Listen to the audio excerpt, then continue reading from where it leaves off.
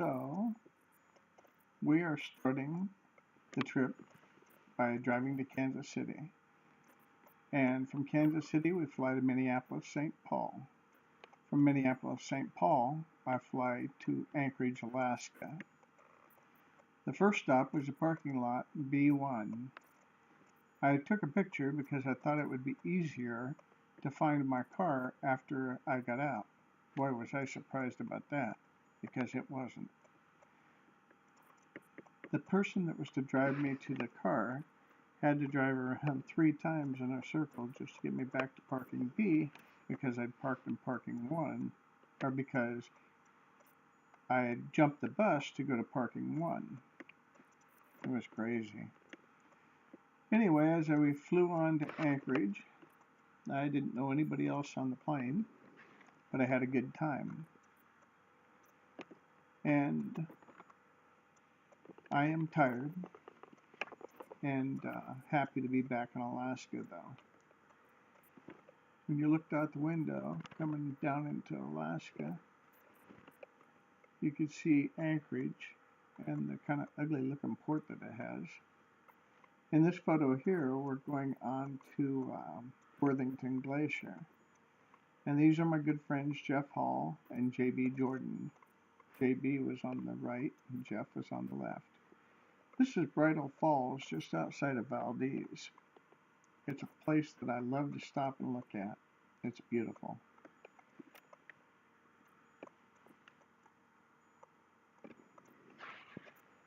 As we proceed, Jeff is busy taking photos, and I look at this granite wall where they have drilled holes to drop the dynamite.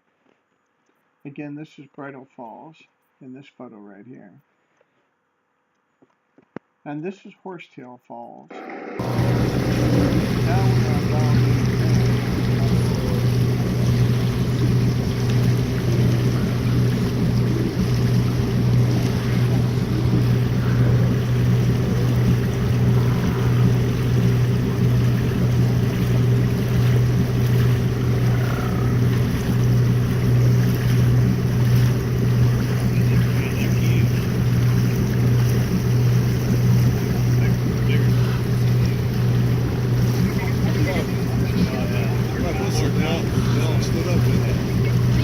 These are sea lions.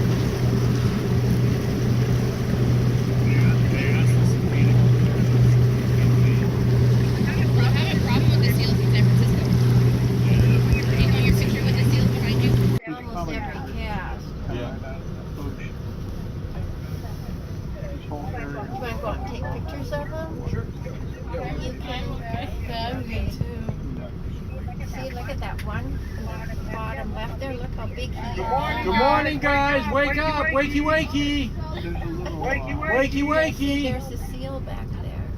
Are those seals? They're little sea lion pups. Little sea lion pups. Oh, aren't they cute? Yeah. And they said Is that one right in front? Is that a big mama or a male? Male. I saw sea lions off of the coast of Peru at Islas de Vistas, Really? and they're black and they're huge and they kind of like have a hairy knee. Oh, yeah. Oh, that's kind of neat. They were different. I don't think it on Oh, look at that other big male girl. Yeah, he's a big one. One of them had a big gash on his back, like he hit with a prop or something. Oh gosh. Yeah, that was a high fall right there. It's the one who's in the picture. Yeah, Right there. I like that. beautiful. That's such a pretty fall. Yeah, beautiful. I came down here ice climbing one winter when that doctor was president of the Alpine Club. Oh, look, he's showing off. Look how he's showing off. Good morning, guys. Does that itch? You have an itch there?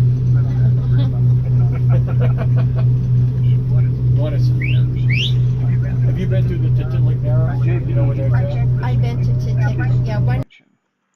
Now we're looking back at Horsetail Falls again. The beautiful falls. This fall is on the right side of the road when you're driving towards Valdez.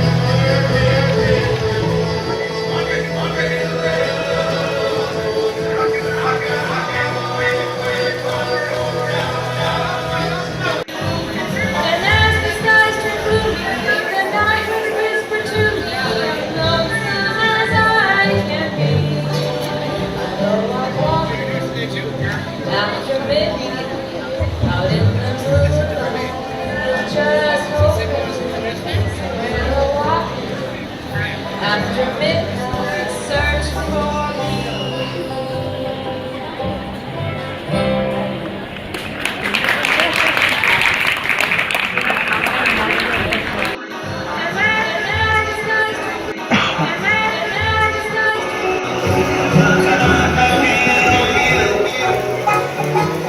The Alaska State Forest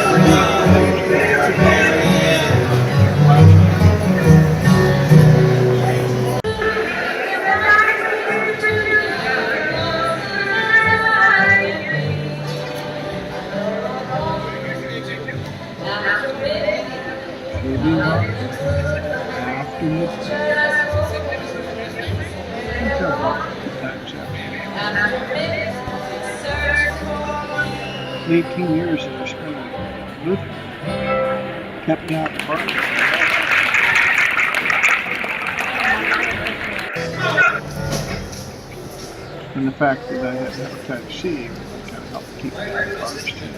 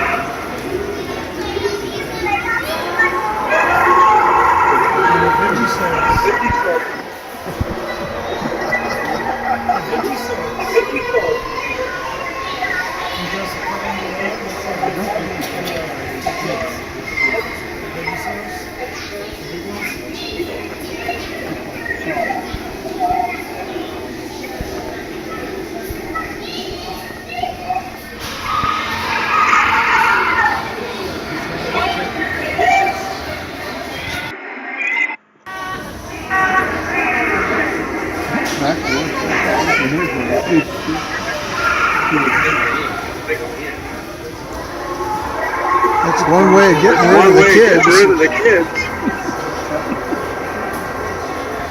Kid in a dinosaur's mouth. Oh, now we're back to the boat in Valdez Harbor.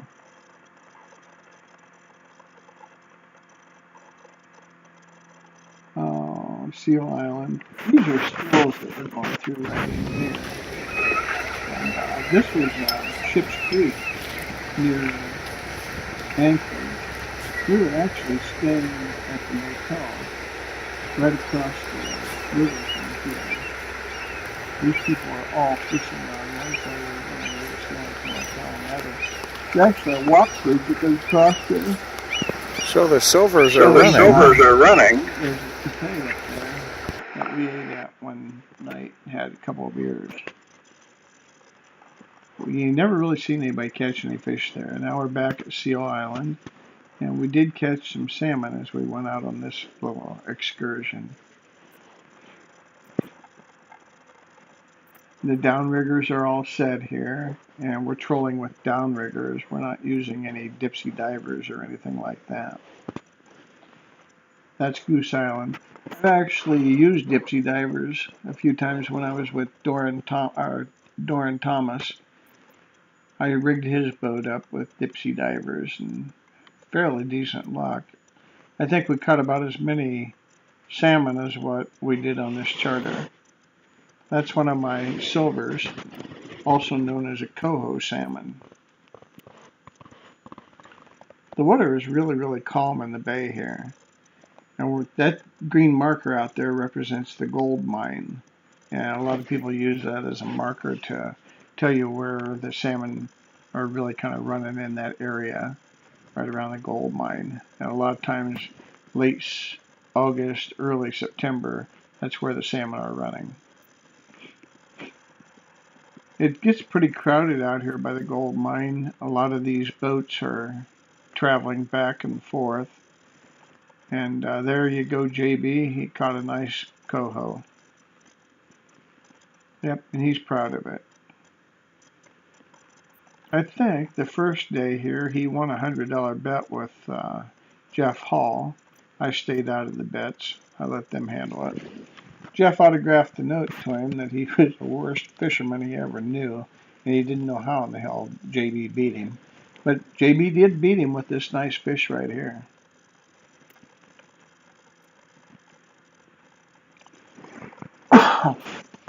And there I have my hat on a little crooked. Fun. This gal was with us on the trip. The day that we came back in off the trip, she had to make a mad dash to Anchorage. She was catching a plane to go somewhere. I think she's getting married before too long. This was my big salmon, nice coho. It wasn't quite as large as JB's, so if I'd have been in on the $100 bet, I would have lost. Best off that I stay out of it. Jeff Hall again.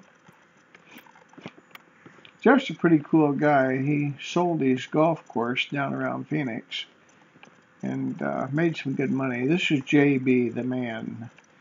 He's been a very good friend of mine for over 30 years. He was introduced to me by Art Staten, and we've both had a pretty good mutual relationship, buying and selling.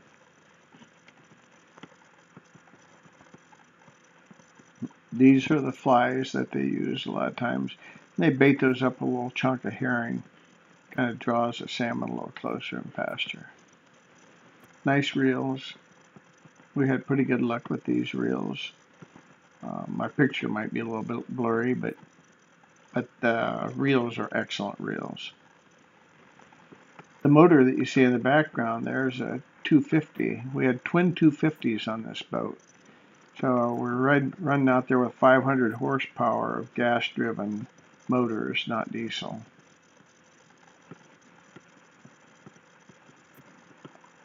Our guy, one of our guide's assistants, is showing us the salmon. And there's another nice salmon. All these that we caught on this trip were cohos. We've caught quite a few pinks when we were fishing from the shore. The pinks are also known as a humpback.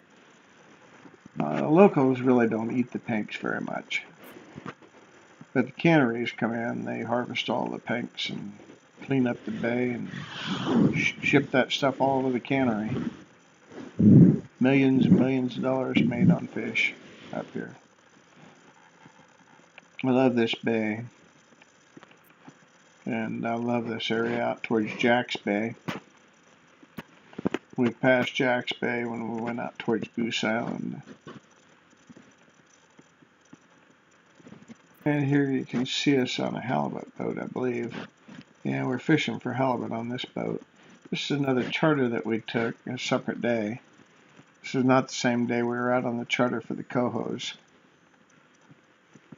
And the reels were a little bit bigger. We're fishing with 100-pound test line and fishing in a couple 100 feet of water. This is our captain here. I don't remember his name. I seldom do. I'm not very good on names.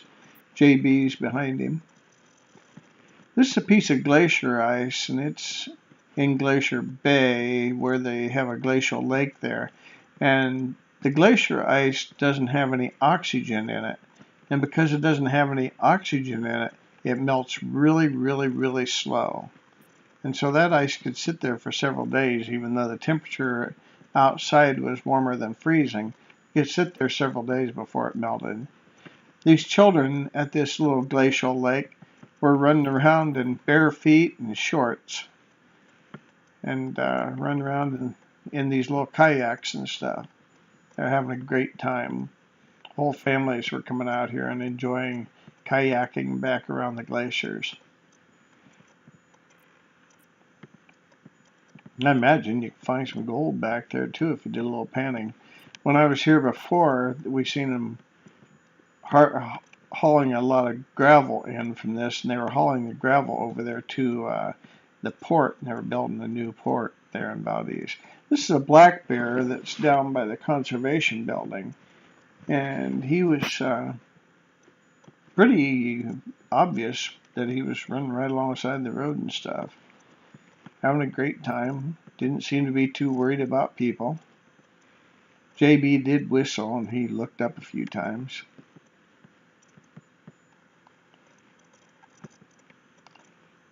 We filmed this black bear quite a bit. Enjoyed it.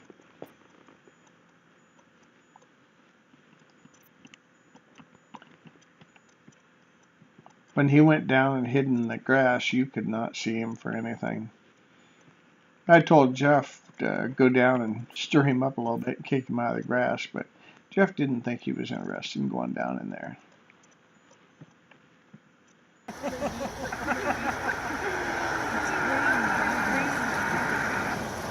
The bear is actually hiding behind his telephone pole. Maybe 50 feet behind it in the grass. We can't see him at all in this picture, in this little video. But he is there.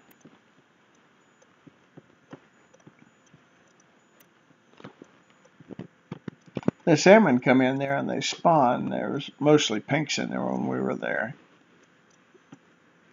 They can't go very far up because the waterfall and the stream blocks the fish from spawning any farther up.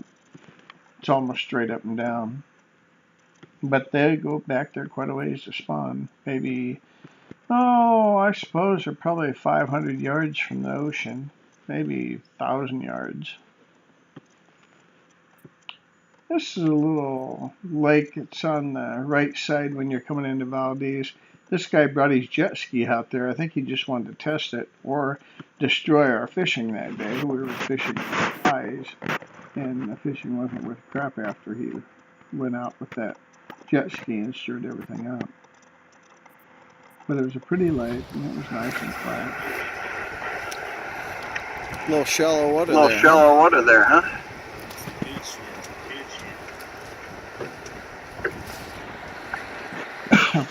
Now we're floating the Kenai. And this fishing trip started at 6 o'clock at night. They called it a half day. Boy, it spends nice, doesn't it? Boy, that does spend nice. The fishing really sucked. I really wasn't very happy about it. They stuck store. This is where I get fucked. And the only thing I caught this day was a small ring of my leading.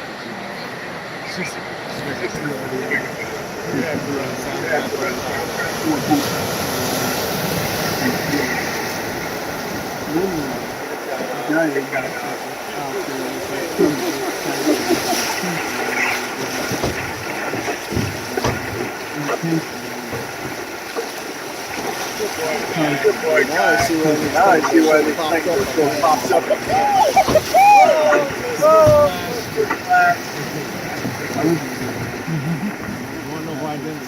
You got my wines in a bag. I might be able to splash you today. See what I can bring. We did have it. Just shot the rapids on the Kenai.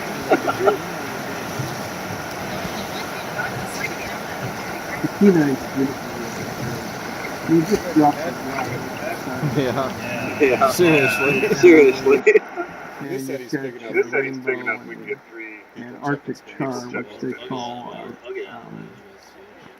You've got waiters actually. that can drop you on this point if there's fish within cat. Well, there's pinks up When we went out with the next guide, I caught a lot of Arctic char, skeleton, and trout, and rainbow. Sockeye, also known as red. Also known as silver. The reds were running at this time. Occasionally you'd see a king. Where the king were spawning, you used a bigger type So you drop you right here. where the reds were spawning, then you used a smaller salmon egg.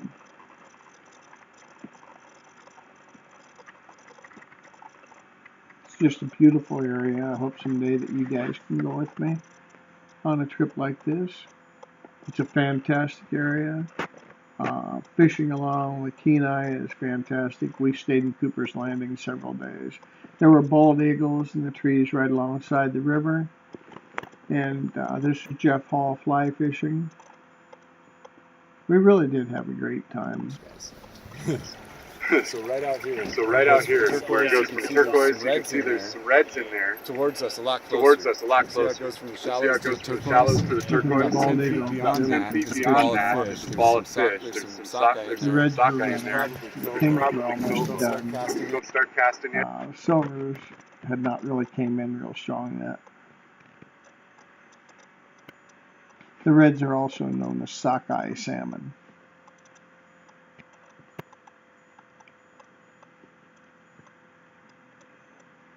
These were some of the people that floated down about the same time we were floating down. And this was Jeff messing around with his fly rod. He broke one of his expensive fly rods. It was about $300 fly rod. I went out and splurged on a $60 one. When you catch these big salmon, they're really hard on the 5 weights. I have a 7 weight and they're fairly hard on that. Now here we're at the dump at Valdez, and this grizzly bear came up and it was lightly raining, and I was standing on top of the gob pile, and this baby came up like he owned the place, and I think he does. He's pretty big. He stopped and looked at us, and I told the guys, well, there's where he stopped to look at us. And He doesn't like us. He doesn't like us looking at him. Yeah, and he just stood and stared at us. And I told JB and Jeff that I thought that if that grizzly bear wanted to, he could cover the distance from me to him before I could get to the vehicle. And about that time we got down left. Now this was a path here that I went down.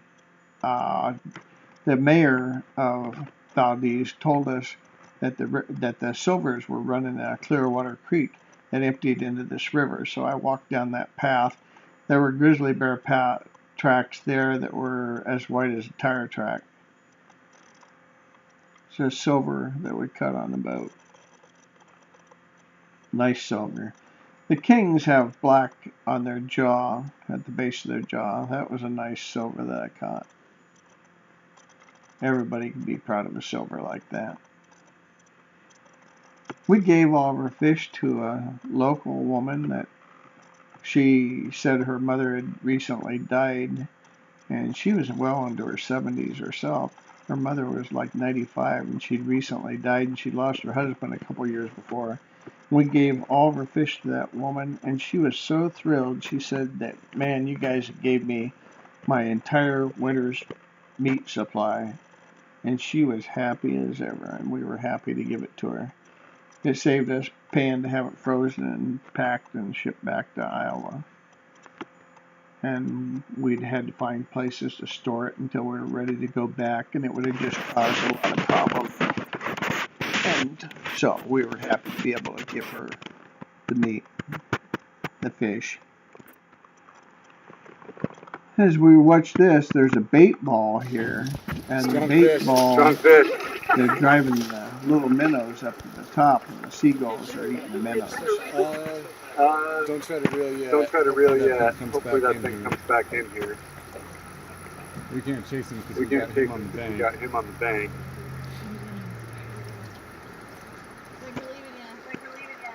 I don't know if we're going to be able to I don't know if we're going to be able to turn this guy around with the doors open. But there you go. there you go. So if you hear that crank, you're actually not seeing it. See if you can pump up. See if you We can might pump be up back and on reel the down. Kenai here, I'm not sure. I thought we were on that bait ball, but we might be back on the Kenai River. It might have been just a real quick short of that bait ball. Yeah, we're on the Kenai River here. That shortcut of the big ass that now we're back on the river with all the Dolly Vardens, the silvers, the kings, and the reds, and the rainbow trout. They said that if we'd came up 2 weeks later, the rainbow trout would have put on about 2 pounds just in that 2 or 3 weeks time. This was the first trip that we took floating down the Kenai. We took 2 float trips down the Kenai. This one the buddy guy had he filled with him. The guy Go or a little. If you fight them too long, they're lactic acid in their muscles. Yeah, they're pretty protective of all these fish. You can only keep like 1 trout. I think you could keep your limit of salmon. There were like 3, but we chose not to keep any. We got to be hooked in the mouth for it. They're very protective on the river here.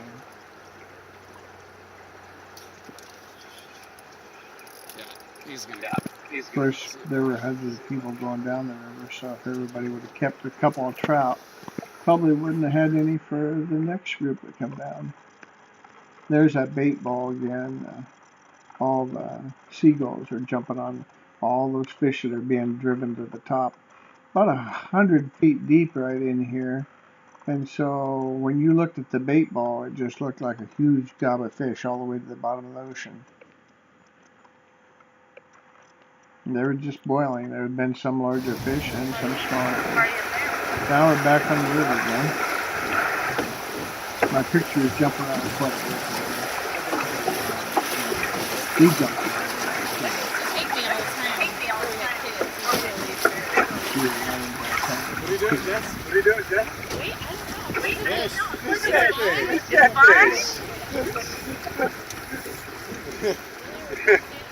So you don't have to be polite. You don't have to be polite just to let Jeff catch up.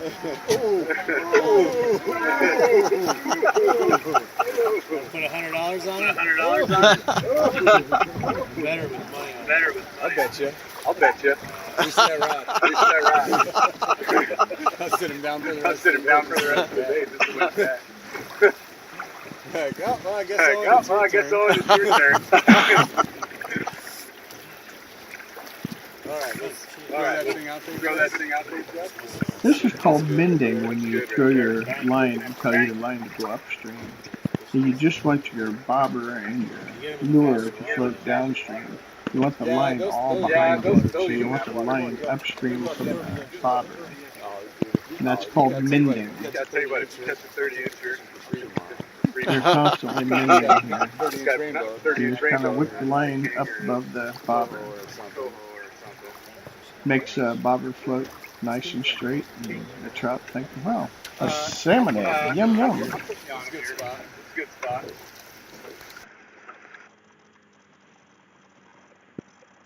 Back to the bait ball again. I really wasn't too picky where I dropped these movies in.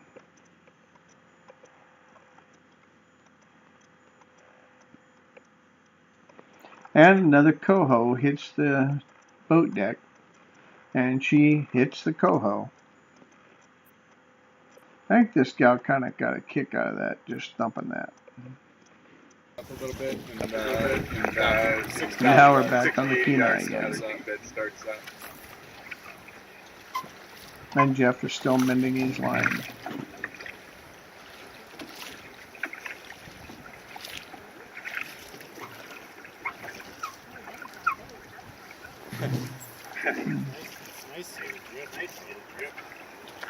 We never seen any bears on the Kenai, but we know there are bears all around there. We did see lots of bears around Valdez, especially around Allison Point. Lots of bears there. Is this slow water picks up speed right down here? Let's let that indicator go all the way under before you set. Because it's going to start hard on the bottom.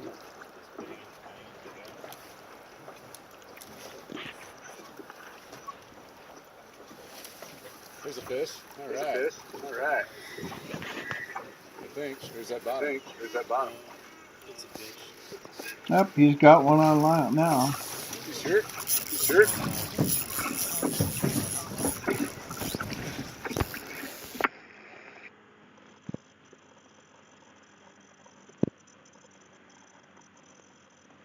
And that's a nice silver there. Nice silver salmon.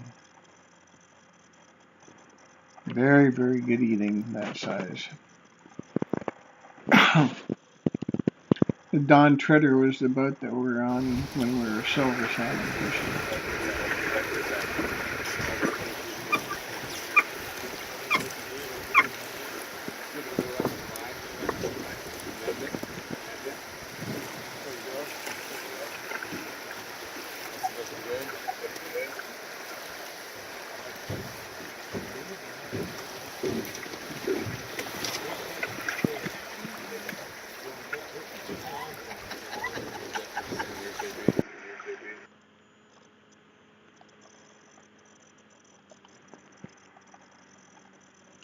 This is the harbor at Valdez, really nice and peaceful. Except when a tsunami comes in.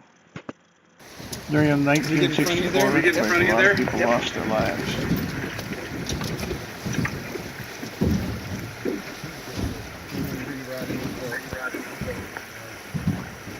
Oh, Jeff Hall is in here with JB and I, and that's his wife, Jessie Hall. Beautiful leopard rainbow. Damn. So look at all the spotting. Did you guys have a bet on this one, JB? Never goes into the lake. All that spotting is a camouflage effect from the river. And when they're spotted, You guys are kind of full of crap. I'm looking at the rainbow. They all have spots on them. Nice. Nice. This is the boat dock at Valdez. They clean the fish back there.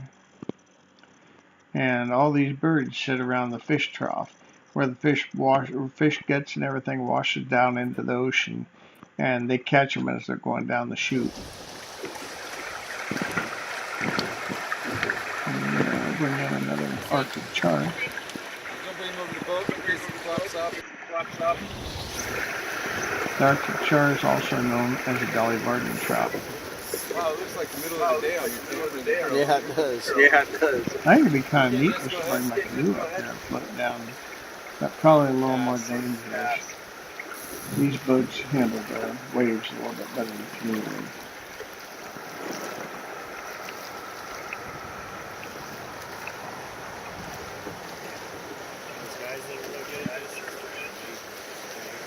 Casting and mending the casting. I'll put you in the fish yard so you don't need to get better hook up. We're going through a real good day right here.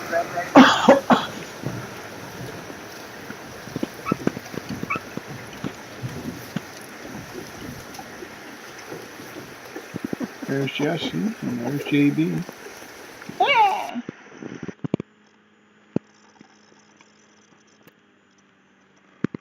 And there we are back to Valdez at the fish cleaning dock. That's a crow. The ravens are a lot bigger. A raven's almost the size of the seagull. That was an old black crow. Now we're back on the Kenai River again.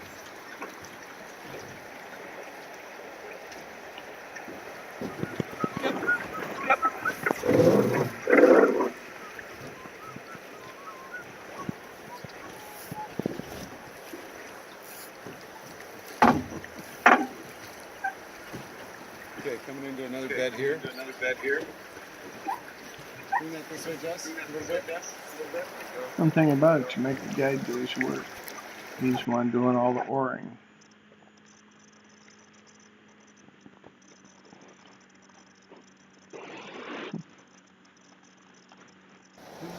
I forget what they call those seagulls. I was told it one time or another. There's a rookery there outside of Valdez. Monday.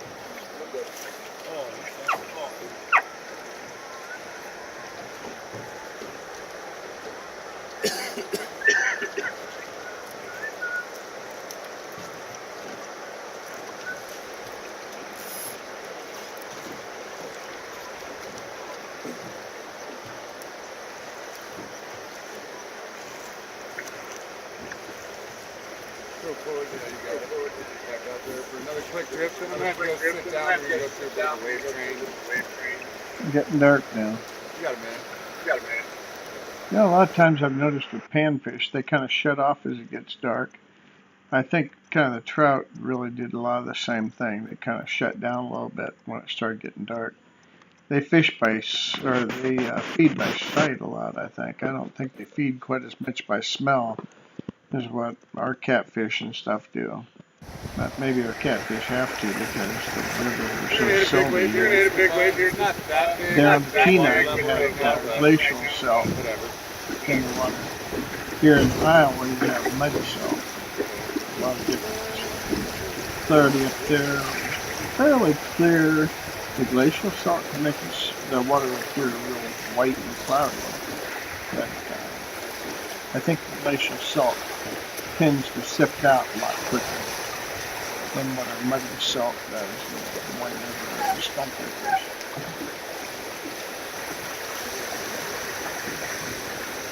Bring that in a little closer, a little closer to that rock wall.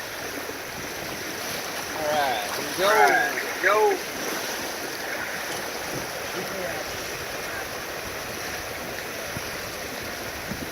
Watch that tree. So here we are floating down the Kenai again. And this may have been where he got excited and gave me a bath. And he did it intentionally. He swung the sidewalk. I'm pretty sure. Sorry, Owen. Sorry, Owen. Oh yeah. Switch us around so JB can get his. Yeah, I was completely soaked. I really feel bad about not wearing Jeff's pants today. The other day I put on Jeff's pants by accident. He said he really didn't appreciate me fucking Hammer down into the next thing that ready for line. He's going to do a little go. In fact, actually, the better king beds have the whole spot. Nice little there. So I'm going to run down the cove.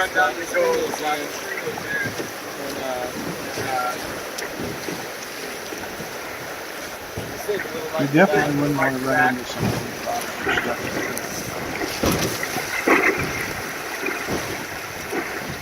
Bears can be anywhere, guys, but usually we see them on this space as we get closer to the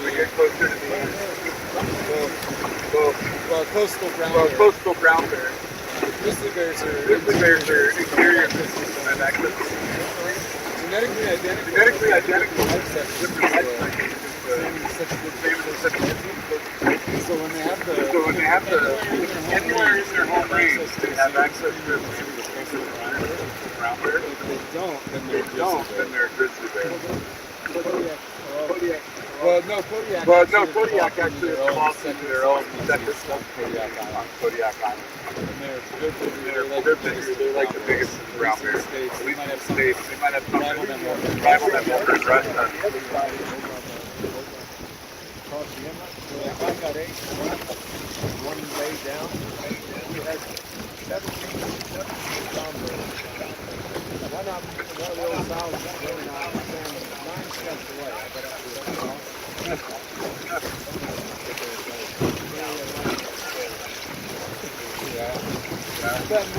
that morning, my sure encounter. Never been in the middle of 17 of them, but I've had a 900 talking to you, shaking your head.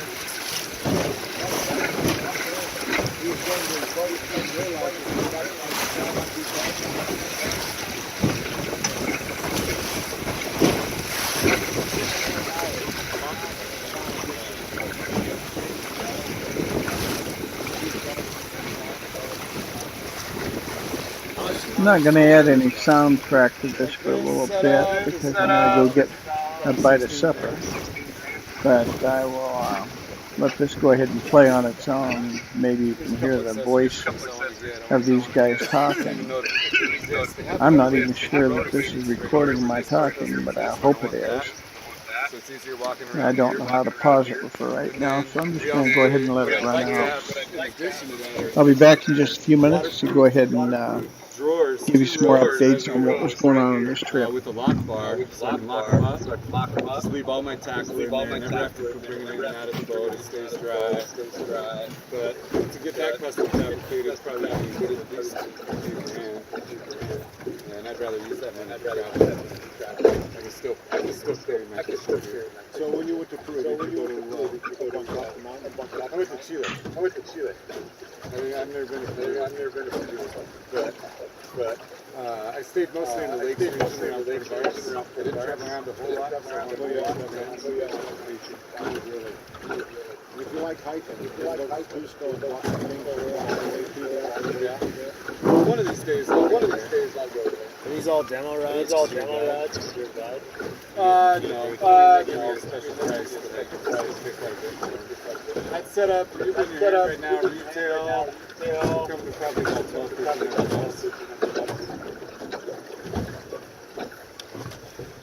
Yeah, I got those Bauer rods. Almost got Ross. These Bauers are like very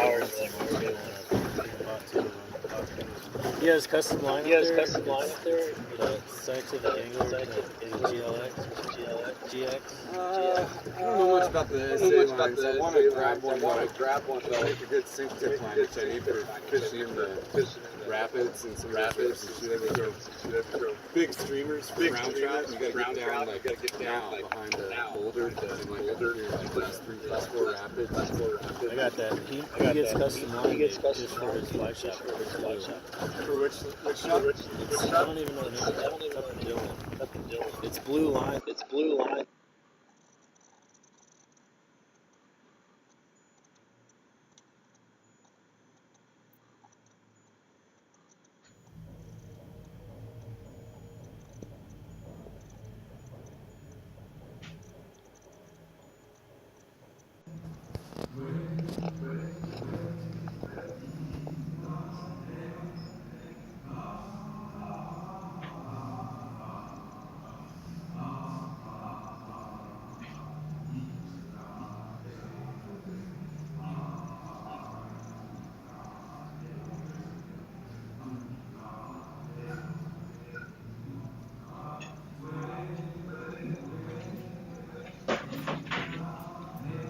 This little area right here was at the museum in Anchorage. Well, we spent the last couple of days going through the museum. It was really enjoyable, and that's kind of what JB wanted to do. He was going to be up there for another week after I left with his family, and he wanted to go to the museum with me, so we did.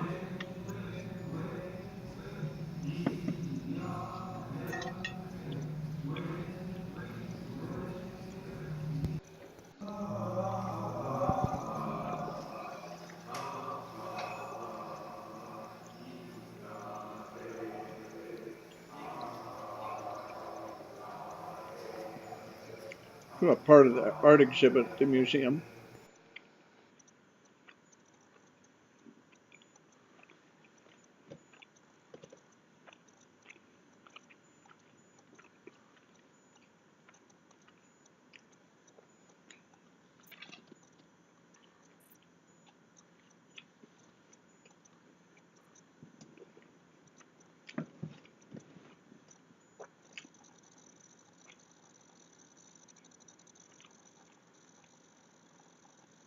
You can tell I was fascinated with the seagulls.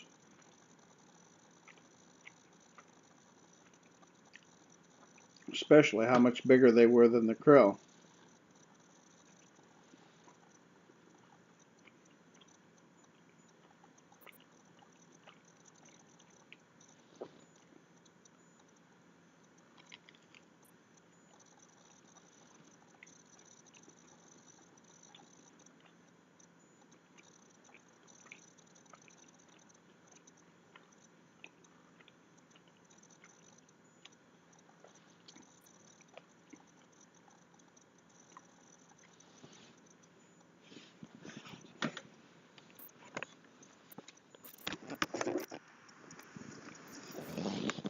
Fish cleaning station was always popular at Valdez.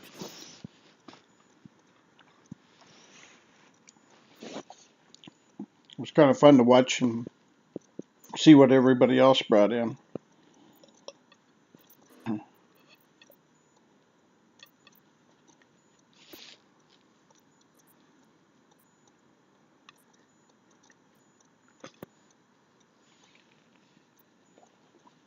Back to the grizzly bears on the dump pile.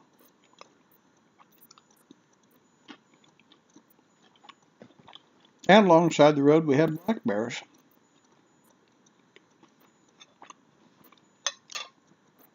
Bad day to be a fish.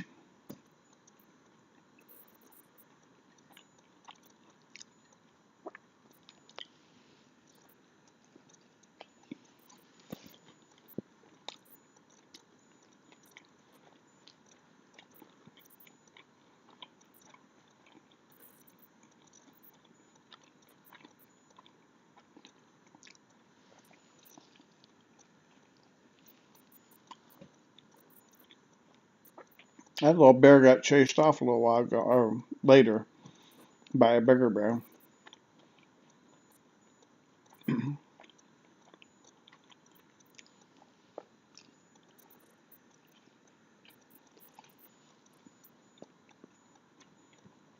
This was on Allison Point. Tens of thousands of fish come in there and die. Really good pickings for the bear.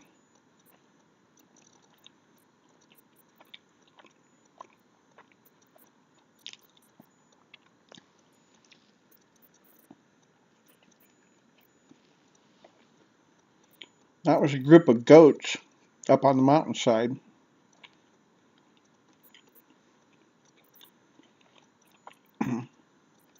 A red salmon. I caught that one.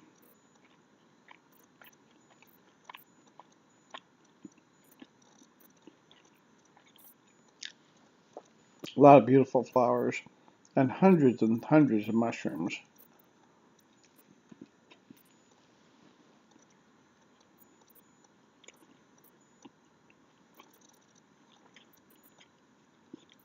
This is Rainbow Lake.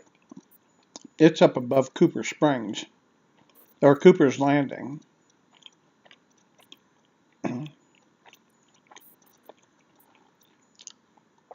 Beautiful little lake, but we never caught a fish out of it. Seen a couple of small ones, but couldn't catch them.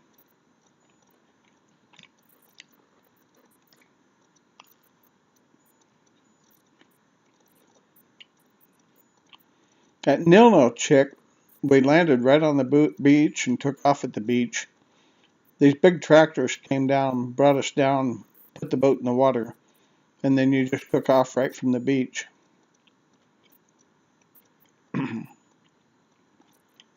This was at Nil Chick.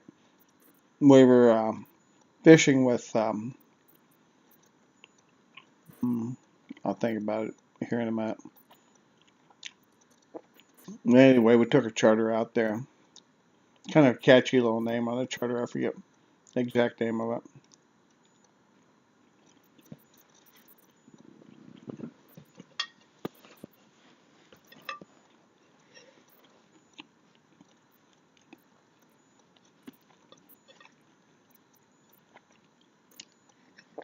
We stayed at their lodge, which was like a 5-star lodge.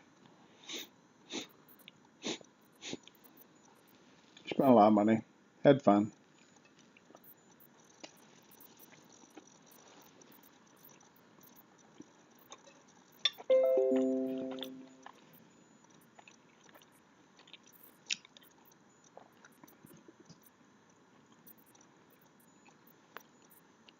That's a boat we were out on.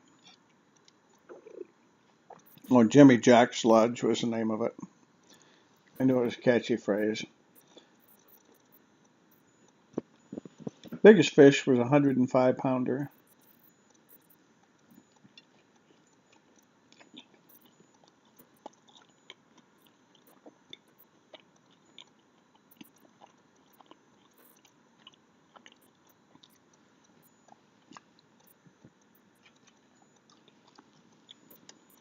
My record is 146-pound halibut.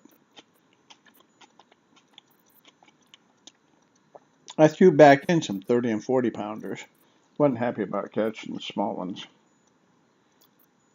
We did use whole salmon, or parts of salmon, here fishing with this group. If you want to catch a big halibut, you basically have to use a whole salmon carcass.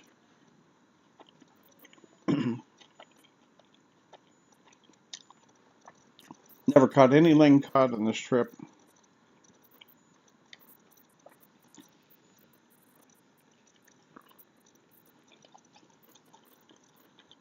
We washed our home clothes.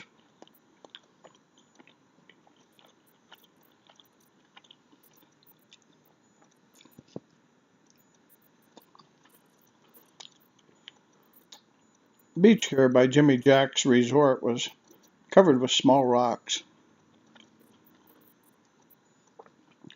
These were actually colored pictures, but everything looks black and white.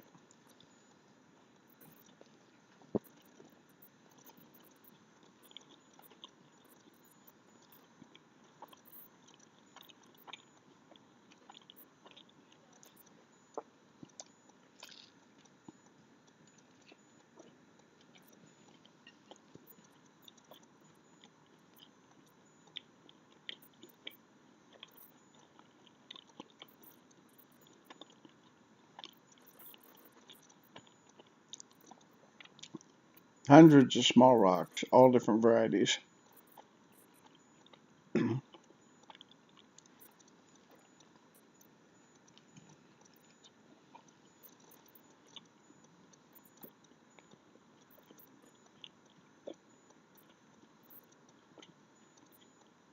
Well, big rock too.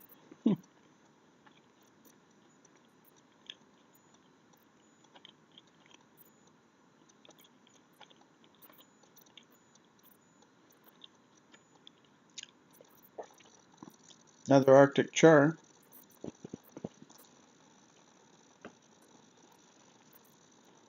This guy's last name was Fish, and he was a lot better guide on the Kenai than our other guy. Nice rainbow trout.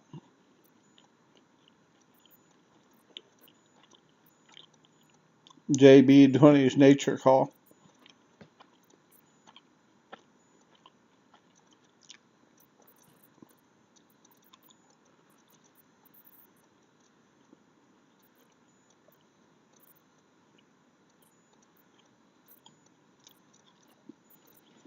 And me with a nice rainbow that I caught. That one was almost 2 pounds. Probably one of the biggest rainbow we caught.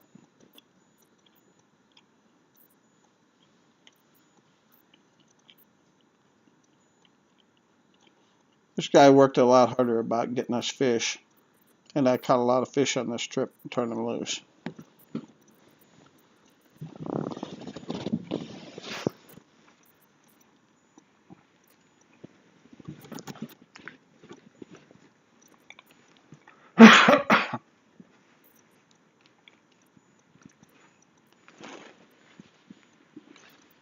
I like the river boats.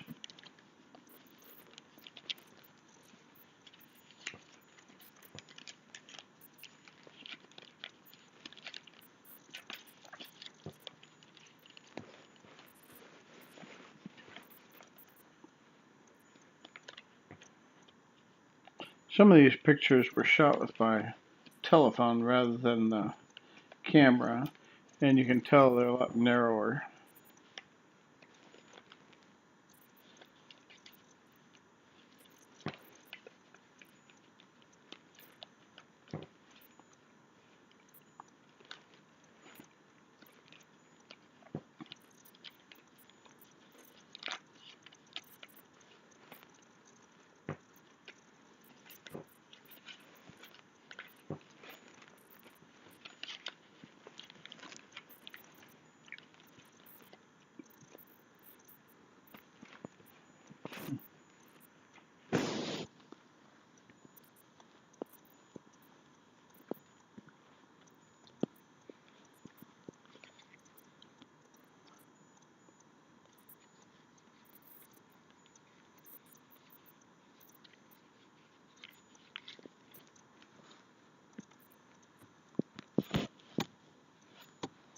Fish drying rack. This was the little Indian exhibit.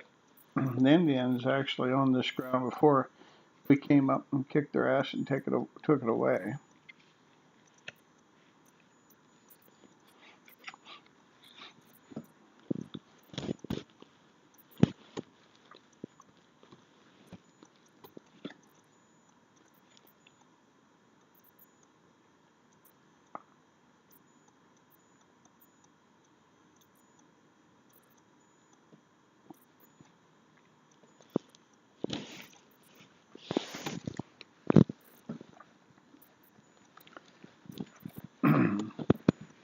This was not far from Cooper Landing. When you're headed towards Homer, Cooper Landing, this Indian place was on the right-hand side, which would have been the opposite side from the river. Actually, a river did run alongside of it, so the river must have ran both sides of this right in here.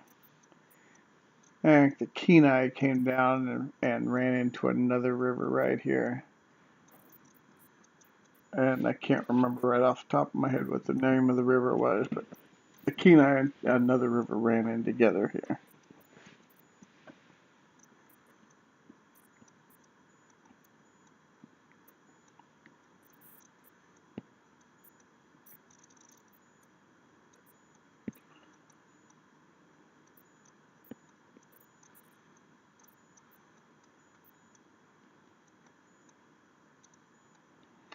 lots of mushrooms in this area. This is the name of the Indian group in here. There's some of your mushrooms popping up. Lots of berries close to the ground. I never tried any of the berries because I couldn't remember which ones were edible and which ones weren't. The mushrooms, there were several spongiforms there, and there were a lot of the ones that have pores on the bottom. The ones that have pores on the bottom versus fins are supposed to be edible. And that was a muskox that you've seen there. It's a fake one. It was at the Alaskan State Fair. Now we're back into the mushrooms again. At the Alaska State Fair, they had lots of those mushrooms on display. They told you which names were which ones were edible and which ones were not.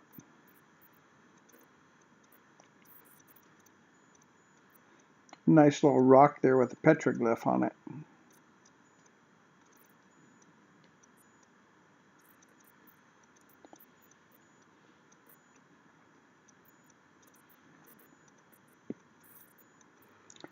Back to the Alaska State Fair, and the flowers were really beautiful. There were a lot of lupines there,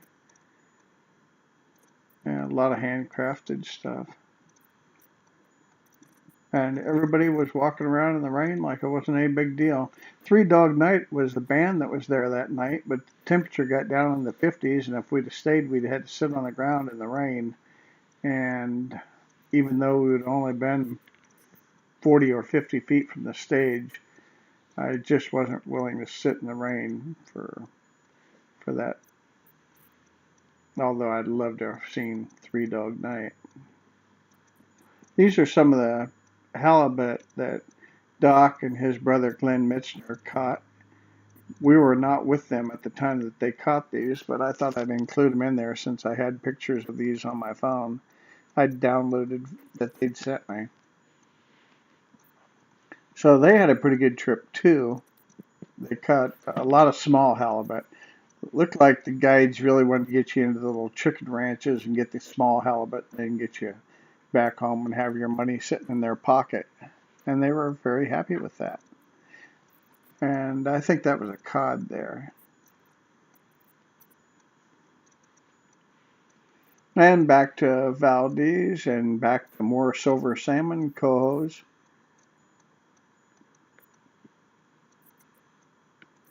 Lots of cohos come into Valdez. Cohos are a lot better eating than the pinks. The natives don't even want to eat the humpbacks.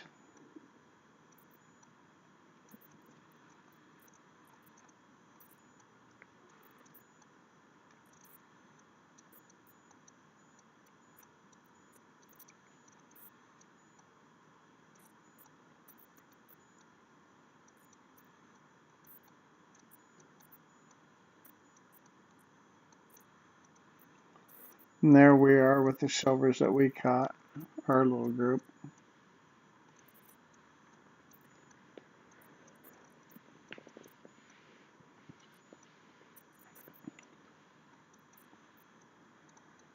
And Jeff Hall and JB are showing off their salmon.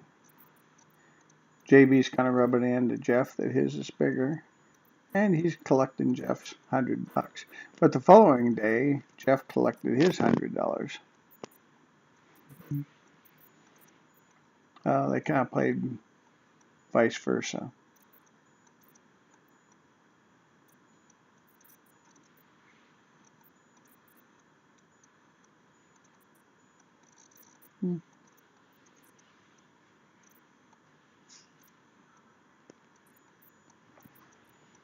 Yep, I'm still on the boat.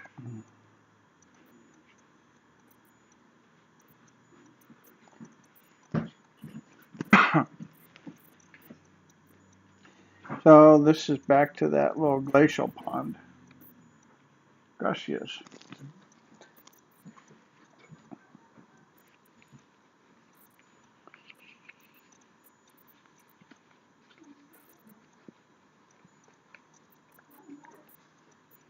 Chris. My stepson was here. Chris leave? Yeah. Mm.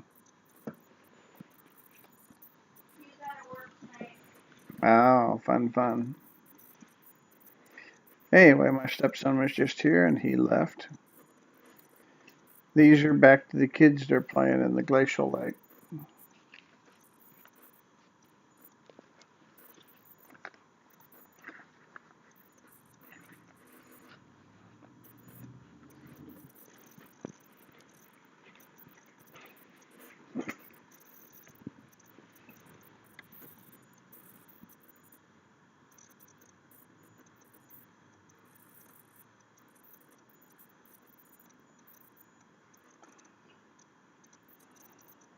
I love waterfalls. This is the one behind the DNR building.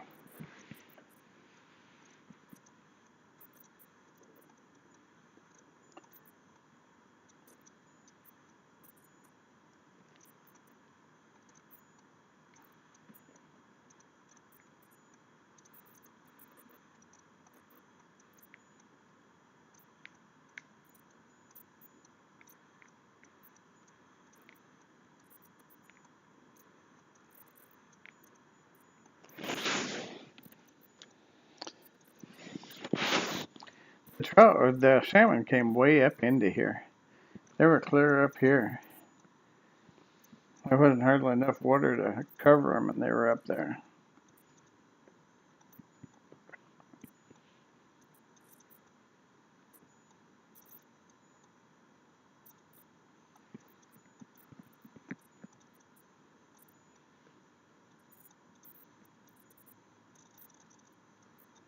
And a humpy. And he tries to get away from me. But I still have him. And JB's taking a photo and bounces all over the place.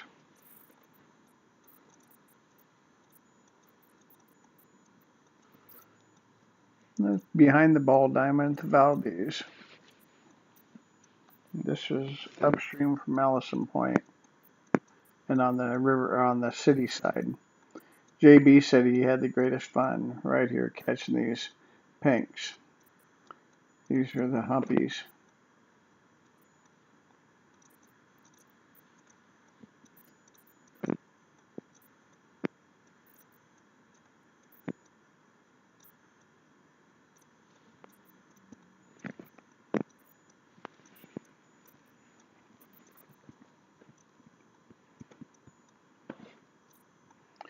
Spent a lot of time on boats. Had a good time. I didn't have any reception with my cell phone, but everybody else was on theirs all the time. I only used mine for taking photos because my reception was terrible. I don't recommend my carrier, and I won't mention who it is right here, right now, but if you want to know, you can give me a text message and I'll tell you who I don't recommend.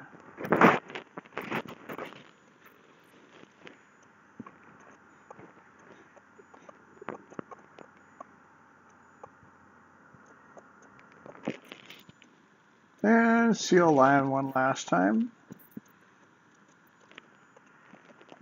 Other charter boats got a kick out of coming over there by Sea Lion Island too, Seal Island, but it's actually sea lions.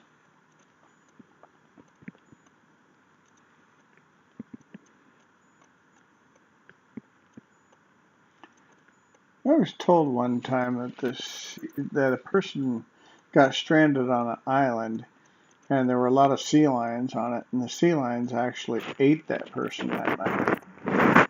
So sea lions are predaceous. They are carnivores. They will eat you.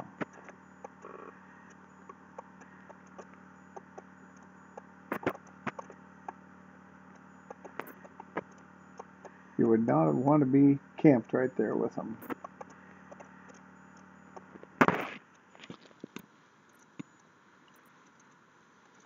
Now, this is my good friend Rochelle Peterson. Her and I were in high school together, And we shared the same homeroom.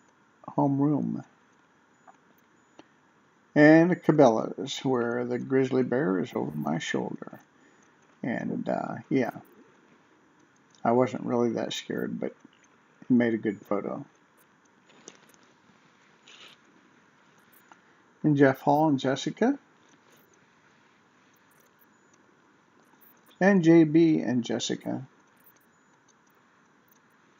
And Jeff Hall and Jessica again, in front of a polar bear.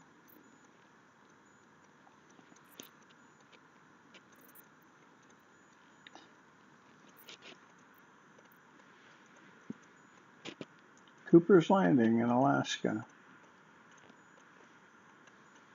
Beautiful, beautiful, beautiful Kenai. And the lake was up there. It was a natural lake. We put in here right below the bridge. There was a nice big boat ramp. It's easy to put in, easy to take out.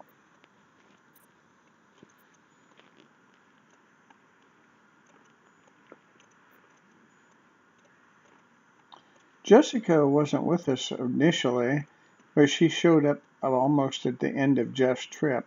I think she stayed with us like 3 or 4 days.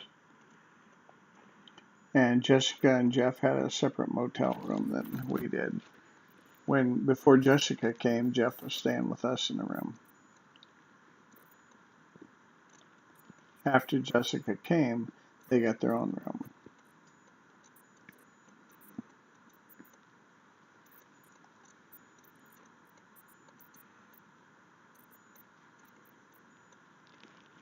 This is back to paddling the Kenai. If you have a whole summer sometime, you can really have a good time on the Kenai. You can start out fishing for reds, later the kings, and then very late the silvers.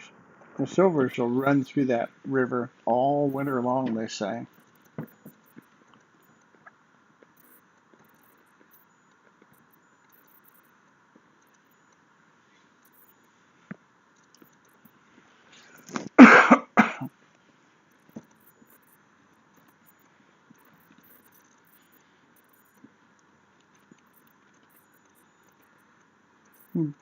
You can tell the Kenai is fed by glaciers because it has a lot of salt in the water. You can't see near as deep in the Kenai as what you can in some of the rivers. Some of the rivers run really, really clear. The Kenai has a lot of glacial salt.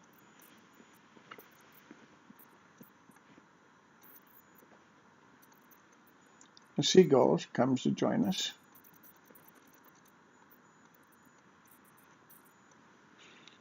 Never seen any beaver or any muskrats or anything like that up there. I'm sure the beaver exists up there, but we just didn't see them. I really didn't see any sign of them either.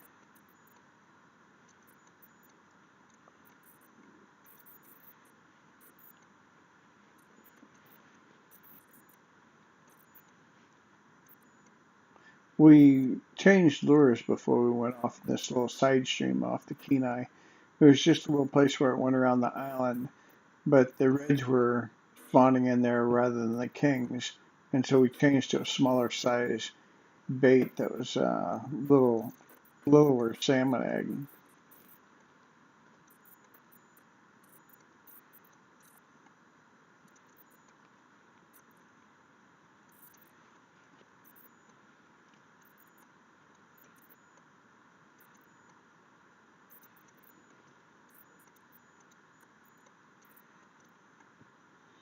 I think Jessica missed Jeff.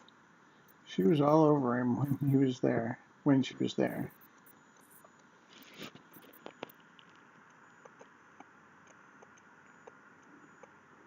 And JB was excited when Patty finally showed up.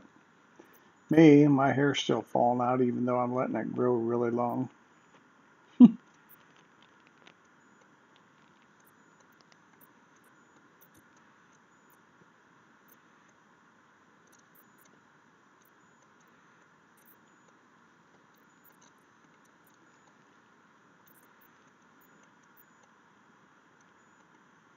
I think they talked like it was 40 or 50 miles onto the ocean from the Kenai, from where we're at Cooper's Landing. I never really checked the maps to see if that's right, but it seems like they said that maybe it's 40 or 50 miles. We're a long ways up, they said. There are no dams on the river that's going to stop or impede the salmon or the trout, so the only thing that's going to impede them is nature. Another bald eagle. A lot of bald eagles along the Kenai. I enjoyed trying to catch that one in the air, even though my camera was a little blurry.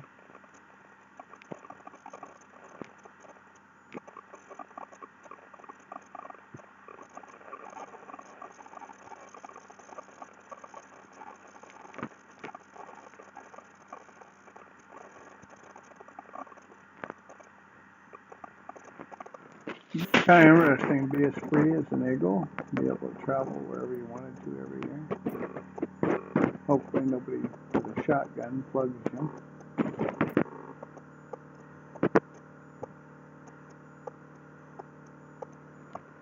Jeff was trying to catch a nice salmon in here.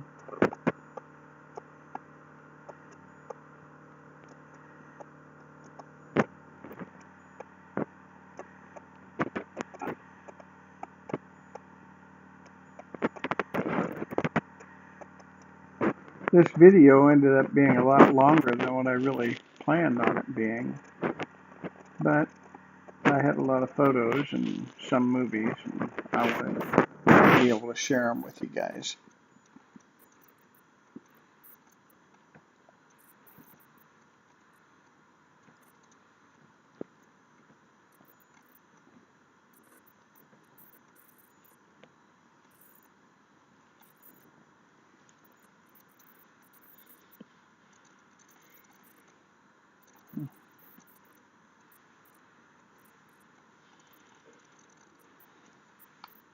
This movie is kind of out of order. We're still on the Kenai, but this is the first trip that we took down the Kenai rather than the second. Earlier, you've seen parts of the second trip. This is back to the first. It was the one that started at 6 o'clock and ended at about 11 o'clock at night. 11 o'clock at night, it was still fairly daylight. We stayed at the motel. It was called Alpine Inn. And this is Wayne Kocher. He's a good friend of JB's, and JB introduced me to Wayne. Wayne gave me a nice pocket knife. He was talking about this shellac that you use, that you break up and you mix it with methanol, and it puts a finish on a gun that's just totally impressive and easy to fix, easy to cover up, and it looks like the old finishes on old guns. It's really a beautiful finish. He gave me a few samples of that stuff to bring back home and try. And eventually I will try to use it on some of my guns.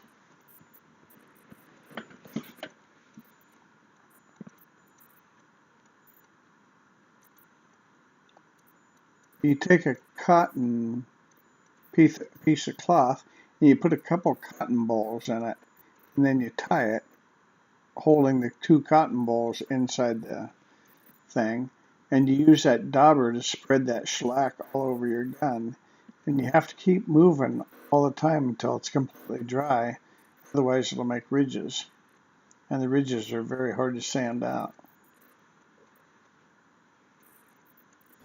Bill Rankin. Bill Rankin, tell us about this land. Well, the land was on a farm in Namibia, north of Windhoek, about 80 kilometers, I guess, 100. Bill guided. 80 kilometers. 30 years in Northwest. And he had a little line problem on the farm, so I got a hunter for here to Cooper land. Yeah. Over he came. Cranbrook, BC. Drought at the time, and there was lots of animals, so I couldn't bait them. You just drive until you found them. But as soon as we got out of the vehicle, Ryan didn't like it. Around his food, he came. Bang, bang, the hunter hit him, but not good enough. And I kept coming. I had to shoot him. That was it. He was 30 or 40 feet away from the top. And that other lion you were telling us about, you said it landed in the passenger seat of the Land Rover? in the back of a lion, it was laying down, he's got two humps on his shoulder, either side, the shoulder blades are just sticking up. And the hunter shot a little bit higher, nicked the spurs on the left side, this side. And hit the lion right off. So he jumped up and came. We were in the back of the Land Rover, a little bit higher, which is the lion made a jump for the pickup when I was 30 feet. Things were going on pretty fast about that time. And he hit him in the back of the, just behind the neck, and the top of the neck and into the shoulders. And then he front shoulder landed through the passenger side of the Land Rover. Oh, wow. That's quite cool. Thank you. Thank you. I can tell you. Bill said that lion ended up right in the cab of the pickup. And this is back to Wayne's house. Wayne had a fantastic collection of guns, fantastic collection, a lot of drillings. Never seen so damn many drillings in one place. Engraved Parkers and everything you can think of. Fantastic collection, and he did some fantastic workmanship. He rebuilt a lot of old guns. He was showing us how to make a horn butt plate out of Cape Buffalo horn. This was part of his basement here, and this was his workshop. Just to give you an idea how many guns that Wayne had. Really, really cool. I was totally impressed. I've never seen so many Savage 99s in one spot. So many drillings in one spot. This was the finish he was putting on using that shellac. Old guns lying in every corner. And lots of ammo. He had guided for moose and bear and everything for years. He flew in his Bonanza plane, flew people in for hunts.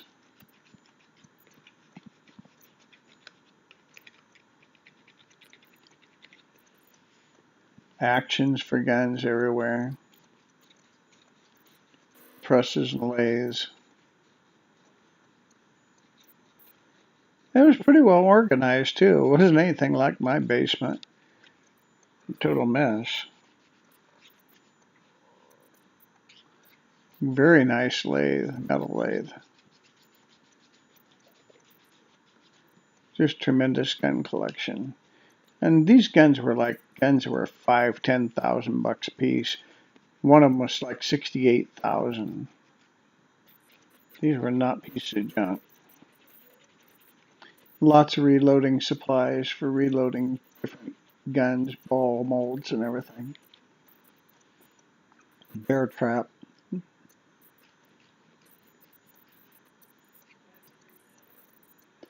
Wolf hides.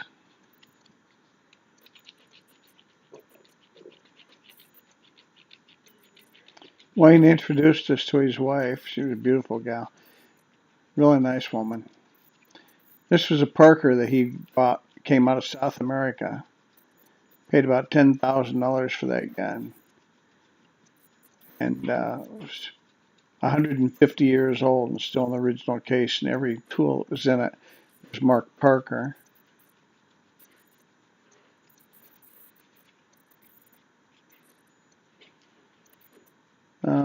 Wayne invited us to have supper with him. These were gold inlays on the gun, full engraving, just incredible. Gold pintails, lots of gold, or lots of engraving, heavy engraving, fine checkering, heavily engraving on the locking lugs.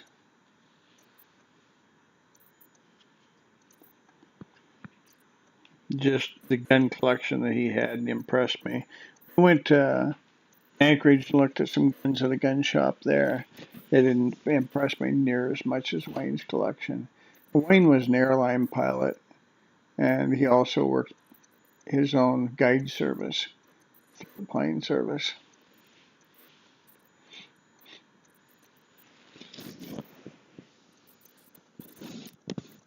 I was totally impressed with these guns, really. I mean, just absolutely blown away. Back to Rainbow Lake. An absolutely beautiful lake, and the day was perfectly calm that day. Got some very good pictures. Mirror-like fields of the water.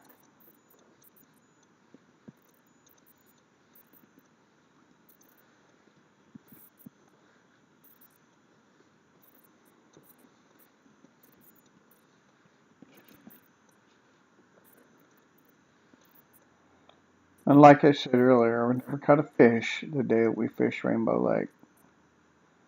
And there's Jessie again. You're tired. JB's taking our photo.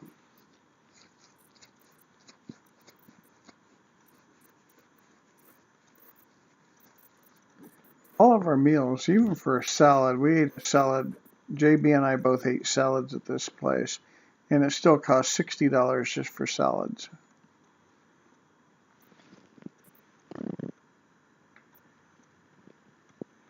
Just for 2 salads, $60. Cheap to eat.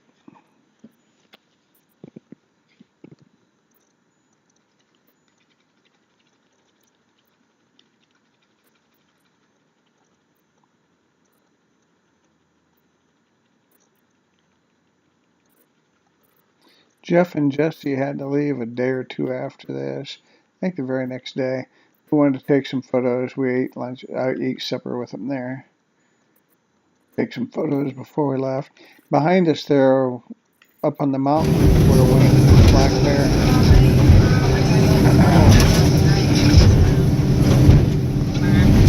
This gal with the bun on top of her hair. Is it rough enough? And I think the old man with it was the boyfriend here. She was nervous.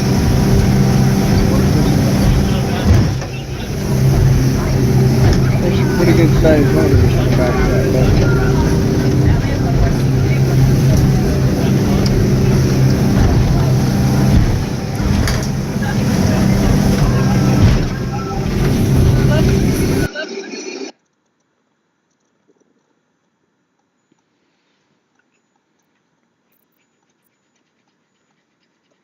Guy fell off his seat and fell on the floor. He had a heck of a time getting up.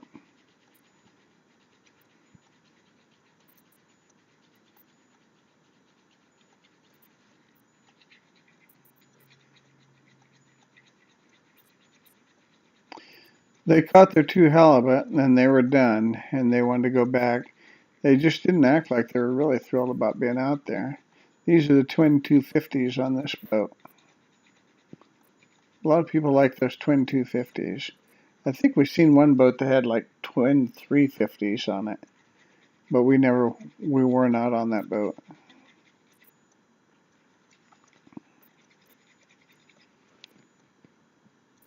Everybody's lost in their cell phone.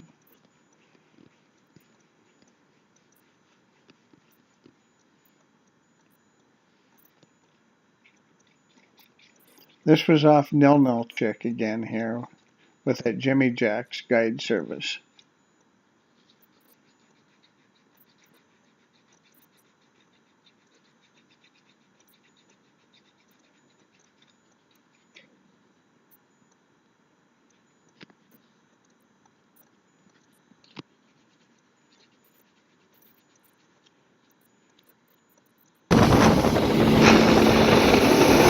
And there's what a pair of twin 250s sounds like.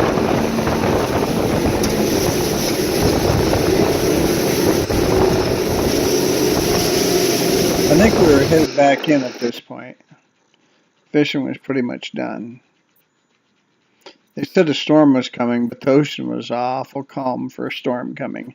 I think they just wanted us to get our fish and get back home so they could go chase their girlfriends.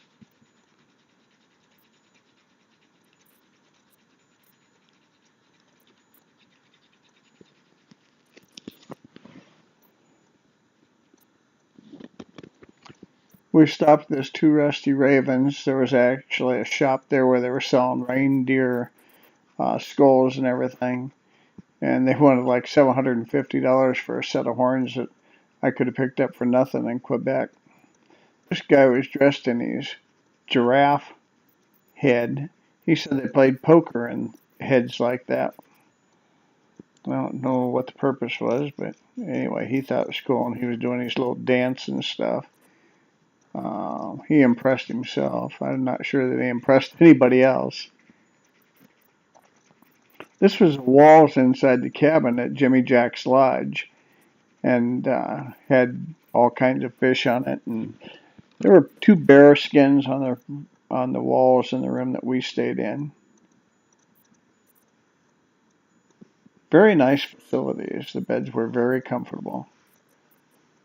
Baleen whale thing there. That's a baleen off a whale.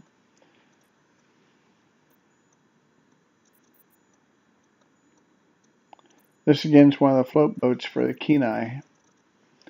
And they even have life jackets there for kids that you can loan to kids.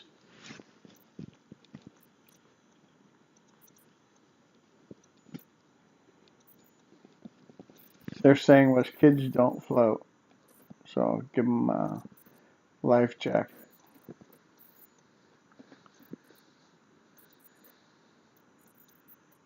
Yeah, I'm going to take a break and go get another piece of pizza. So you guys just going to enjoy the rest of the slideshow here, and I'll be back and narrate a little bit more in a few minutes.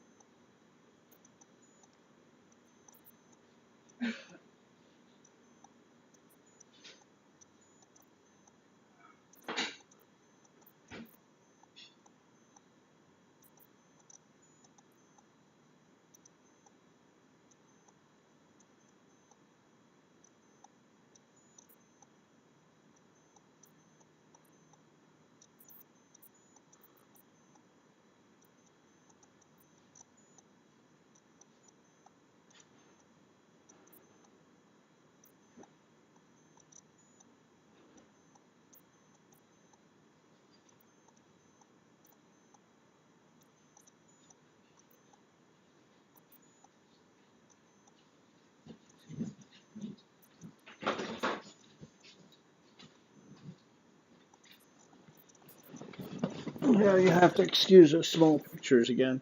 Those were shot with my phone camera. Now this, we went to a place where I slipped and fell. I fell on this path down here, getting off the path, and I hurt my leg real bad. I thought I'd broke it, but I don't think I had now. But it was bruised real bad and hurt terrible for about 2 weeks.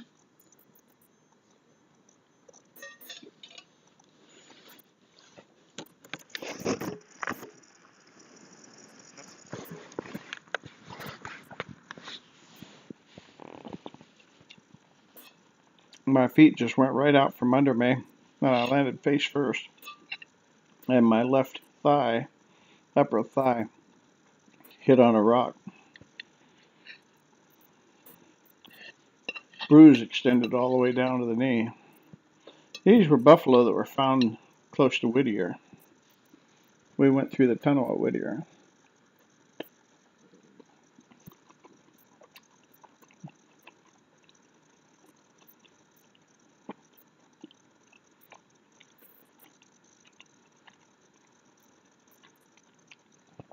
JB in Anchorage.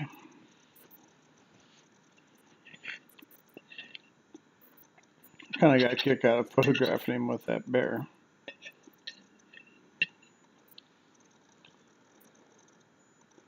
Alaska Mint was real close to there.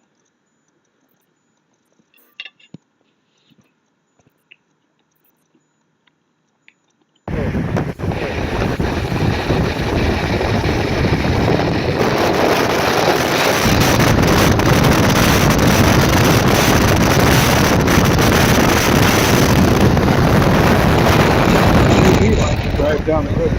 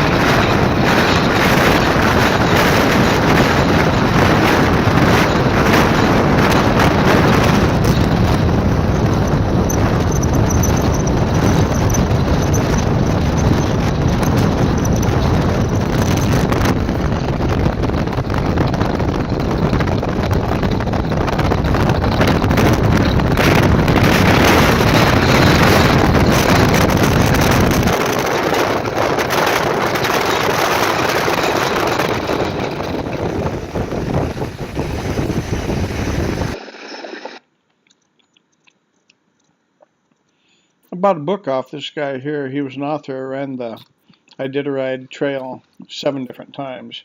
Never did win the championship. There's a 105-pound halibut that I caught.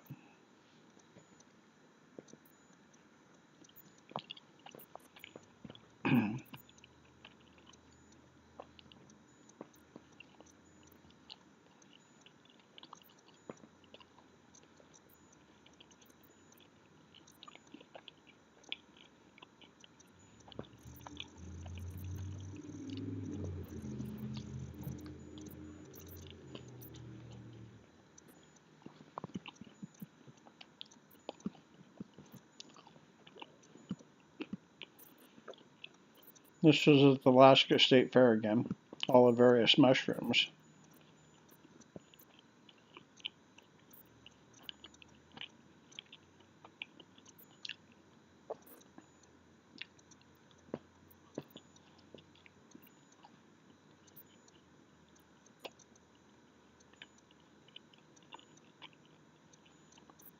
Before it really starts coming up, then you get about 10 days of just, yeah, crazy amounts of rice. So you said you had a bear that chased you out to the boat? He got actually in the boat, huh? He was in the boat, eating lunch. What was his name? Yogi?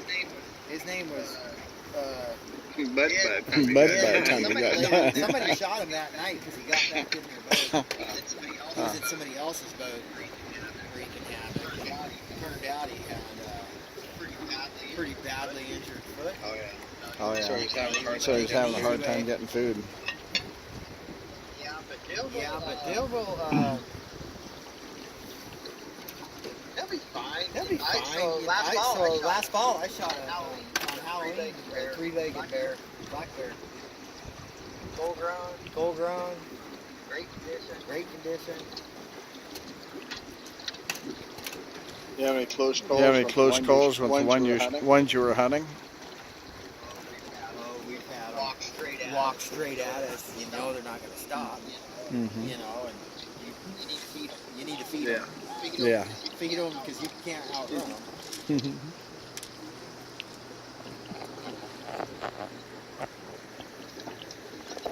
That's a two-foot.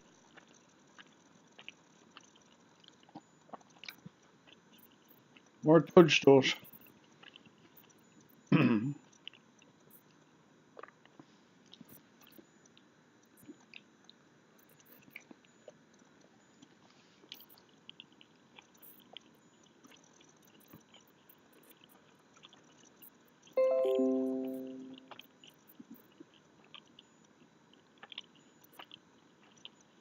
A lot of berries on display at the Alaskan State Fair.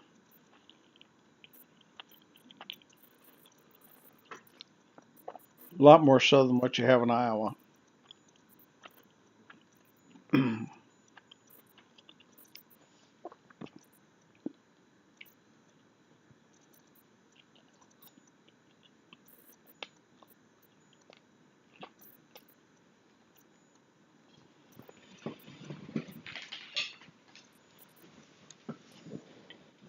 Size of gooseberries totally impressed me too.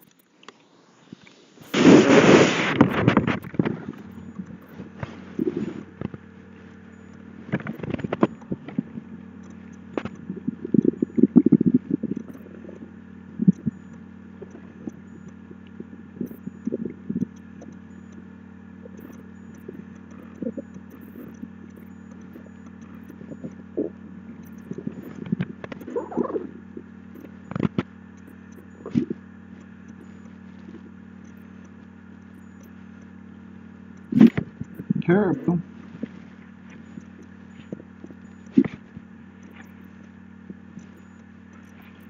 And feeding kids to the dragon.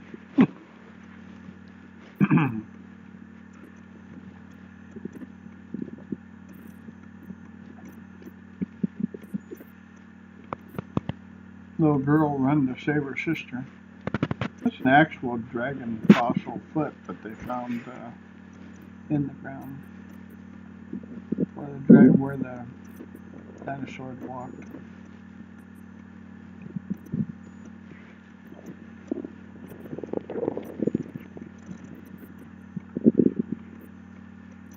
Nice beaded purse.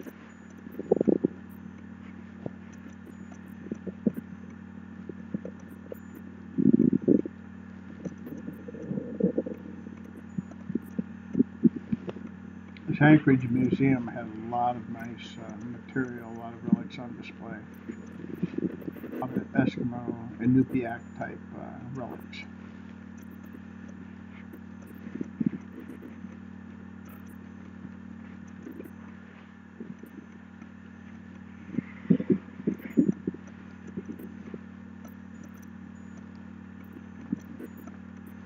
Person could look for hours and hours in there. The sealskin, waterproof parkas, and all kinds of neat stuff.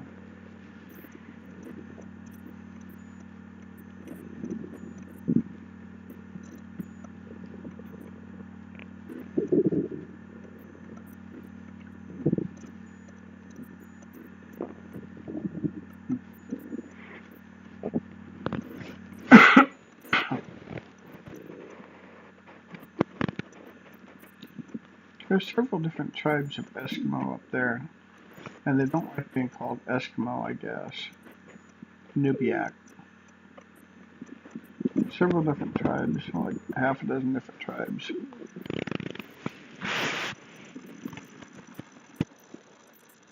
And they didn't get along very good with the Russians. They said the Russians kept coming over trying to take their land and stuff, and they'd have battles every year.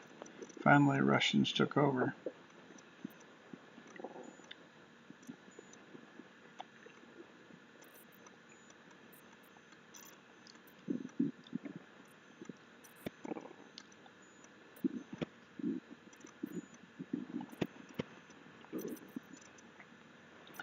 The park is for the different groups, whether they were sea Eskimos or whether inland Eskimos and so forth. Parkas were quite different from tribe to tribe.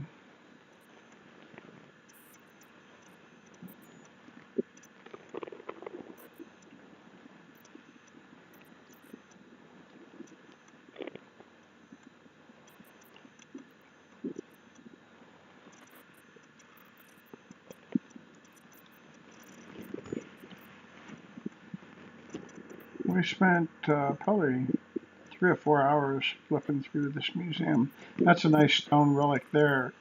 Shows a different way of hafting an axe, or a maul, or whatever they call it.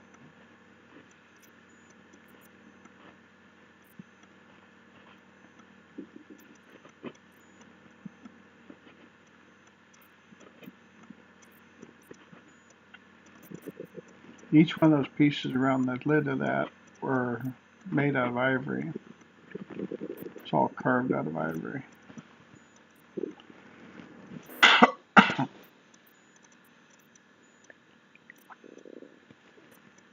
Pottery.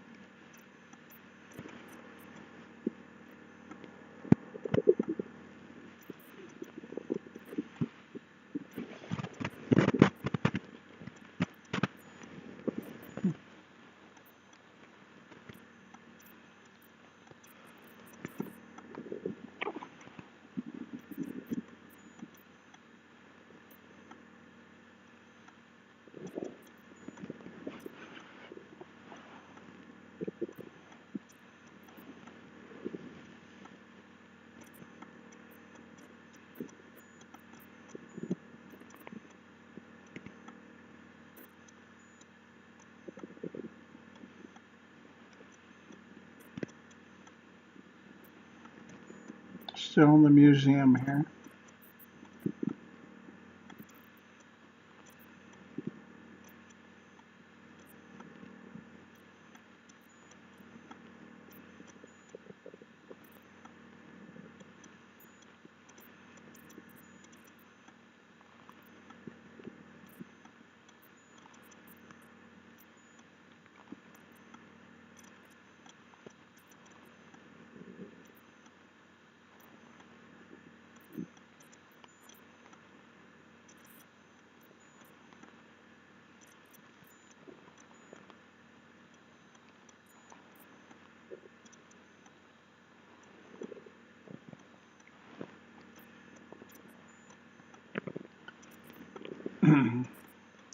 It's amazing how the Eskimos made so much handmade stuff. Didn't go to the grocery store, that's for sure.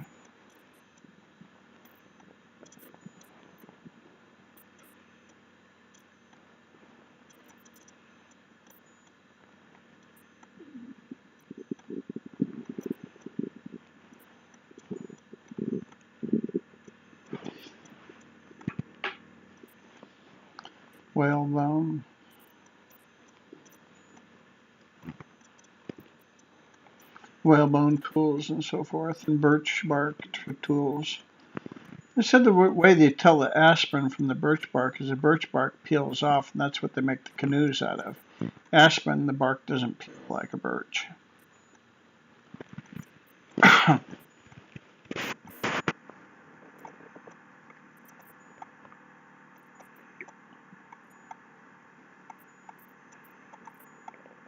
These are all the pipes made out of ivory. Smoking your local tobacco population, whatever they raise.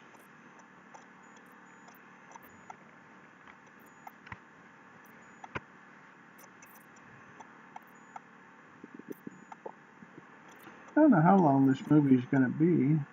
We're still here in the Anchorage Museum, and we haven't got to the Airport Museum yet.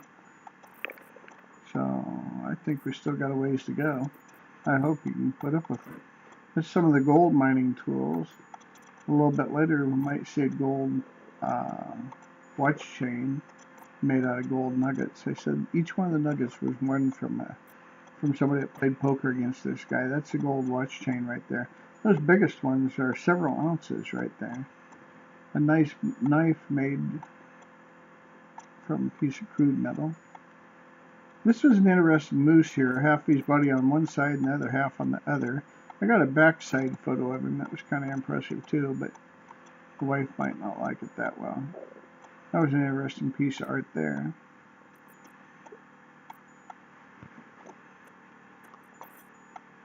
This woman was watching the exhibit, and I got a kick out of getting her photo in there.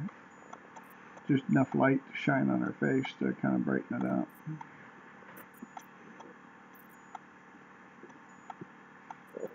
There's the backside of the moose. Impressive. Back to the photo of the women.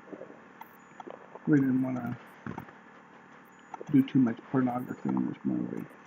This thing here was a hologram type thing. You actually wore a pair of 3D glasses in it, binoculars, and when you looked around there was things all over the floor growing up and plants and stuff that when you took your glasses off they were not there.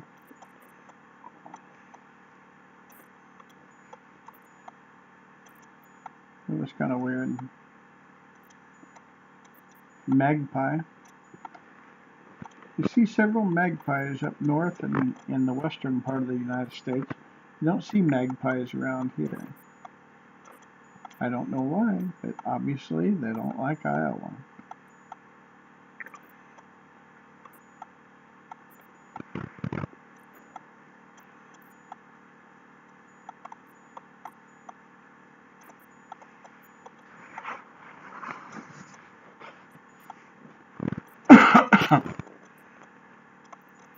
That is at Anchorage Port. They really don't have a fishing port there at Anchorage like they do at Valdez or Whittier or Seward. Anchorage Port, they just have to wait for the tide to get right and they can bring the boats into Ship's Creek. And, I don't know, they offload everything from a distance out, I think, and bring it in.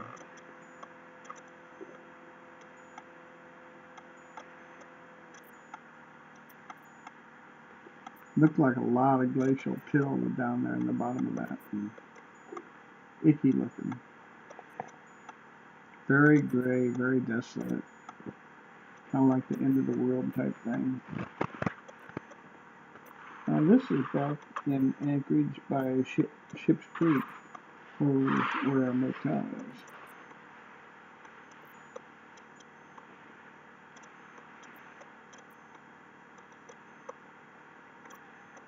And I think that's back at Anchorage at the port. Yeah, that's the port there at Anchorage. And that was a big anchor. You can see compared to that van in the background how big it was. Now we're back at the motel again in Anchorage by Ship's Creek. And we ate at this restaurant right here. It stretches out across the river. Kind of a nice little park right there.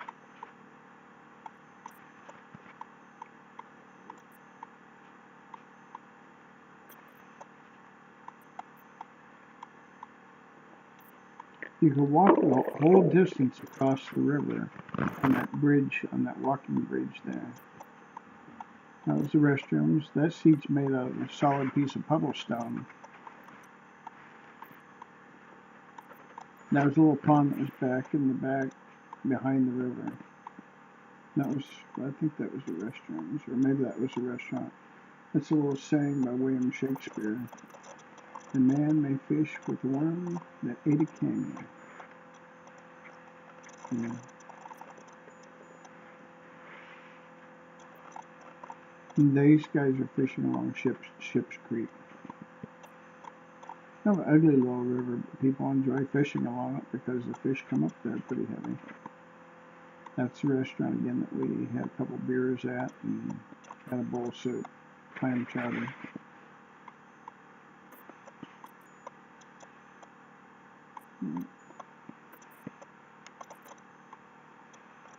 Harley Davidson guy over there, I watch him drive away with his Harley.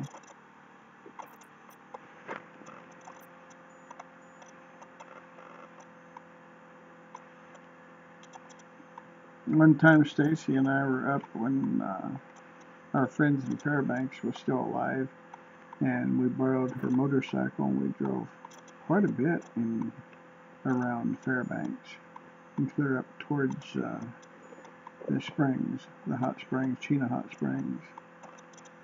There's a sewer and it has a bunch of flies dining on a fish. There's an engraving on it. And the hands, iron cut-out hands going down towards the river. Kind of weird. I never did figure out what that was. Just an ugly piece of something in a bowl. Brown bear. This was inside the motel where we were staying.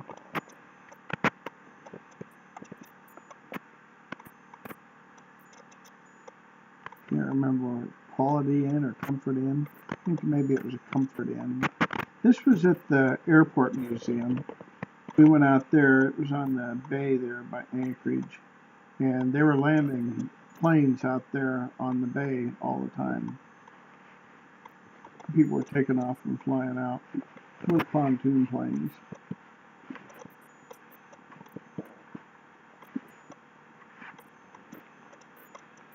And this is the Airport Museum.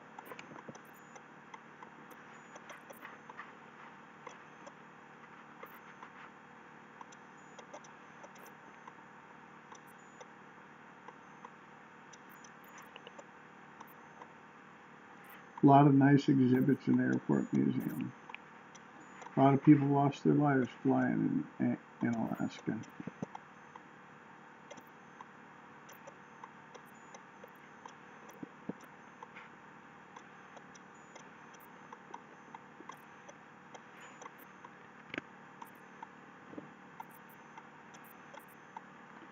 Oh, I'm not sure how I end this movie, but I have to be getting a lot closer. I don't know whether it'll shut off on its own, whether I have to push something and stop. I don't know whether you're going to hear anything that I said during this whole movie. But hopefully you will. It was a pretty good movie, a pretty good amount of pictures and movies, and I wanted to kind of give you an idea of what you'd be looking at if you decide to travel with me to Anchorage and Alaska hunting and fishing. Next year, we're planning on going to Montague Island.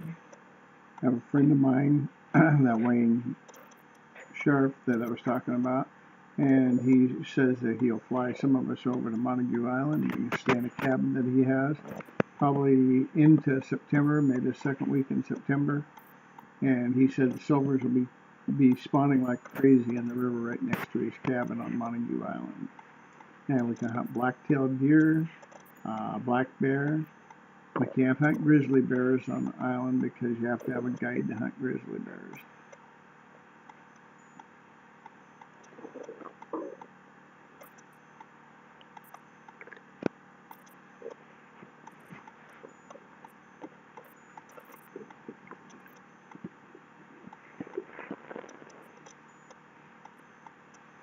I've really breezed you through a lot of photos during the shoot. This one was a plane that man got killed in. He was one of the founders of a company that went on to become Alaskan Airlines. And he wrecked his plane. He just couldn't get up over the top of the mountain and plowed right into it. And 6 of them died in it, I believe. His son came back out many years later and talked Alaskan Airlines into recovering the motor so they could put it on display in the Alaskan Air Museum.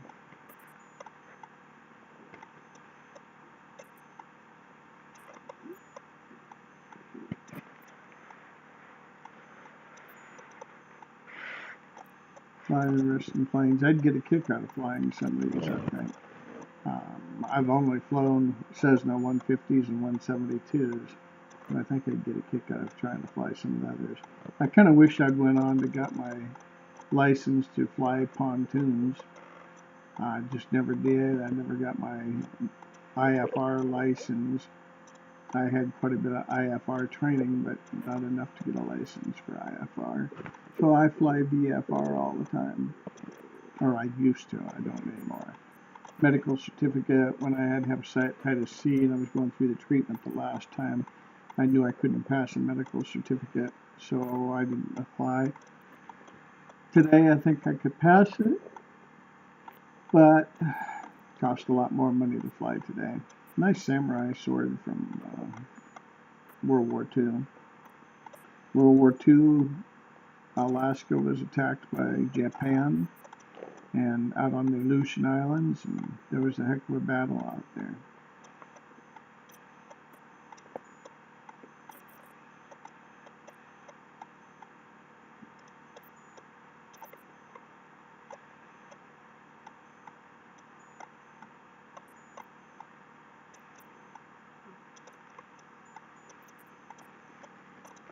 This guy was enjoying the story of the Alaskan Aleutian Islands being attacked by the Japanese and how the Japanese had built up protective barricades and so forth on the Aleutian Islands.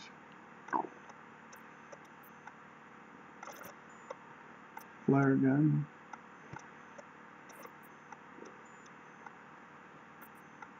A lot of Japanese memorabilia as well as U.S. memorabilia.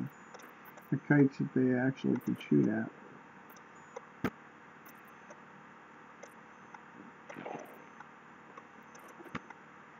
A lot of different aircraft on display there at the Alaskan Air Museum.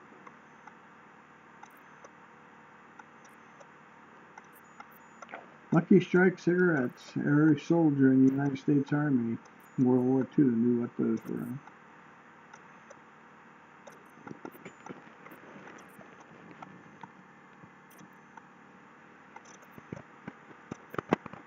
Alaskan airplanes even along one of their jets to put there at the museum.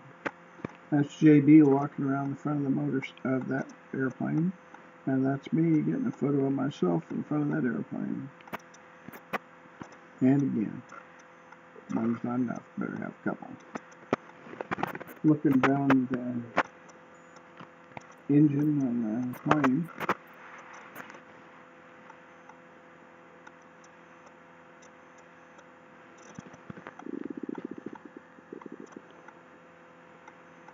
JB in the background, me up front. Interesting plane there. Oh, in case of a hard landing.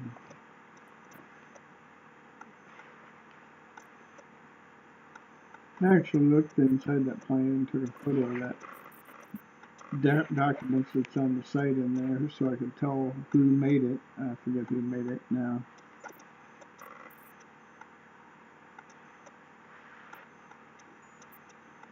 That was a flight simulator. I sat inside a couple of the different ones of those.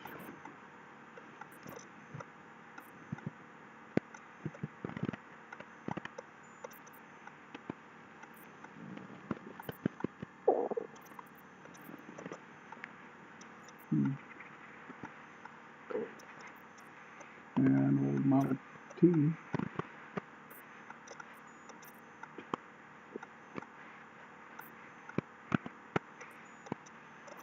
Myself again, one of the engines. There's a P-40 I think they're restoring.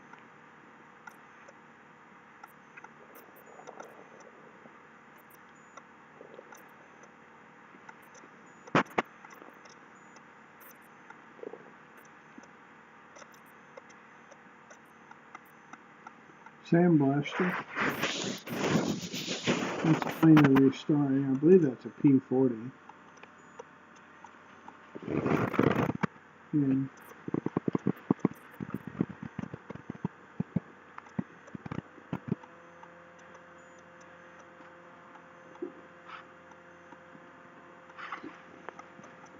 Let's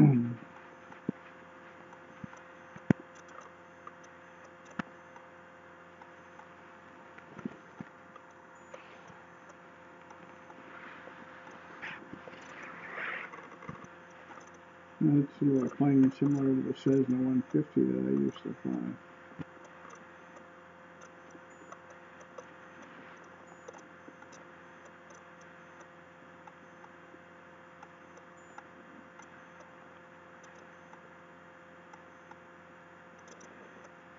This guy says, why lie? I like beer. He wants a handout. It's at the airport in Anchorage. This is before I left. The geese were headed south, just like me. It was getting close to time to go home, and they had all these abstract geese. And then there's a red with a grizzly bear statue. Seafood house. Various ducks, harlequin, were on display. Steller's eider. Steller's eider, not a harlequin. That's an American goldeneye. I've shot one of those before.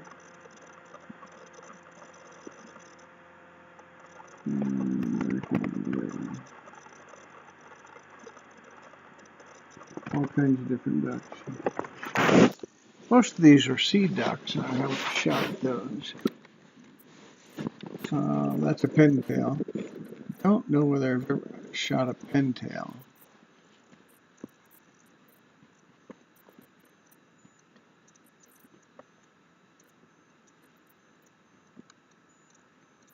Never shot any of those. Sea ducks. Don't see those at home. Ruddy duck, I've shot those. And a ringneck duck, I think I've shot one of those. A cinnamon teal, I've never shot. Alaskan train, that's back close to where we were staying.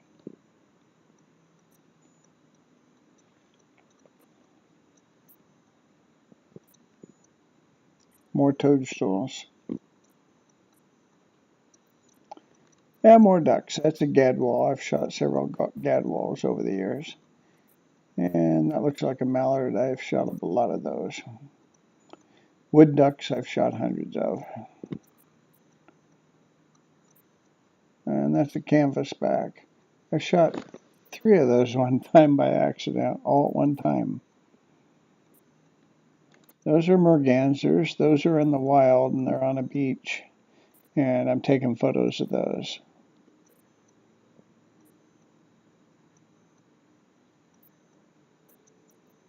And back to the cage.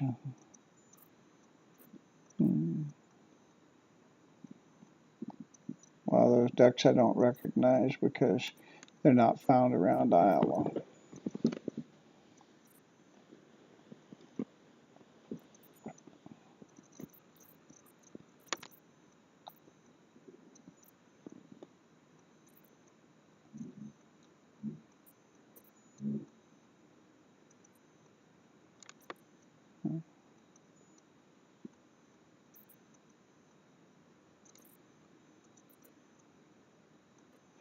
And that's a blue goose, I believe.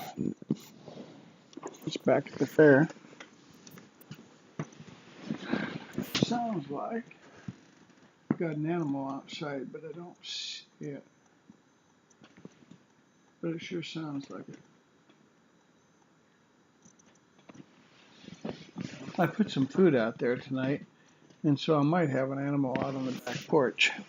Anyway, that's that big anchor there, Anchorage again. Ross's goose, I don't know whether I've shot one of those or not. Sometimes you mix up the snows with the Ross's goose.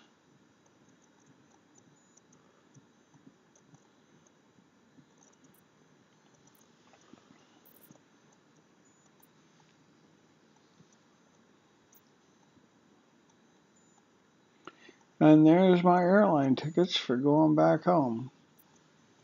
And the vigilant virgin was watching over me. Maybe not.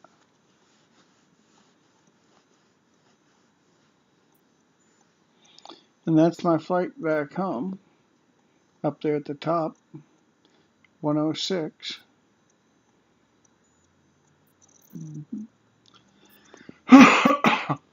And on the airplane. And now I'm just kind of meditating and contemplating my trip. I go, well, I spent a lot of money on this trip.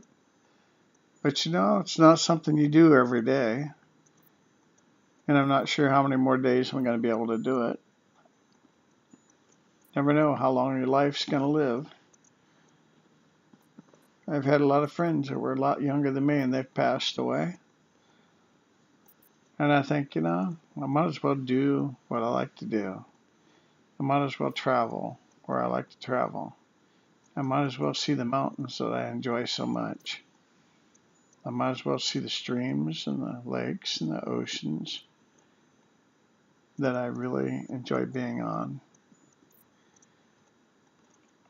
Might as well be with the friends that I like to be with and enjoy their company, because I never know how long they're going to be around either. So as I fly back on the plane, I just kind of meditate on those things and think about that little volcano that's out there. It's all peaked up by itself. And it's a long ways down to the ground there. Kind of interesting how that volcano just kind of peaked up out of the earth. I keep an eye on it for quite a while. The sun's kind of setting now. Thinking about my life with Stacy. Thinking about my life in the past. I try not to dwell too much on the past anymore because there's nothing I can do about the past. There's only things that I can do about today and the future.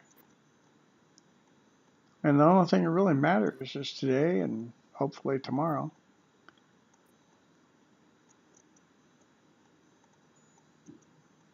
The plane traveled all the way down to Seattle. Had a layover about 3 hours and then caught the plane from Seattle to Dallas Airport. And then from Dallas Airport, I flew back after another 3-hour delay to Kansas City. And then I drove from Kansas City home. Spent a lot of money on the trip, but had a darn good time doing it.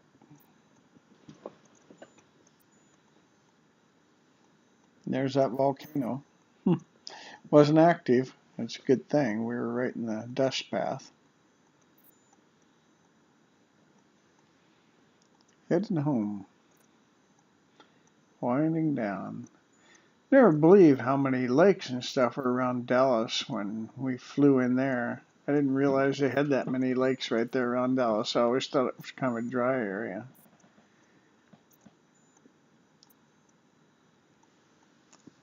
Anyway.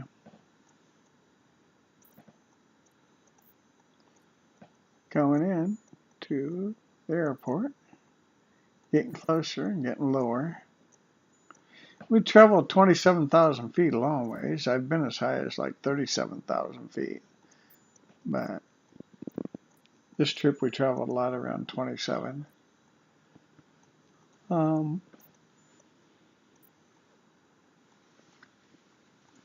lot of these photos are out of sync. And so I kind of see some jumping back and forth earlier times and back to later times. Still kind of meditating on that. Every time I see that sunset like that, I kind of meditate a little bit more.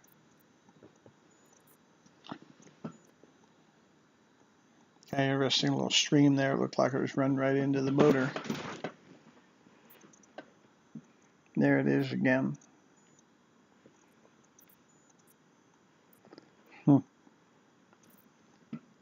Like a snake crawling out of the motor.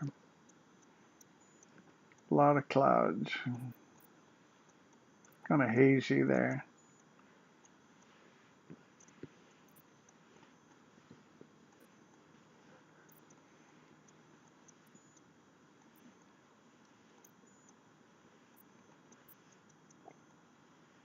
We must be getting awful close to the end of the movie.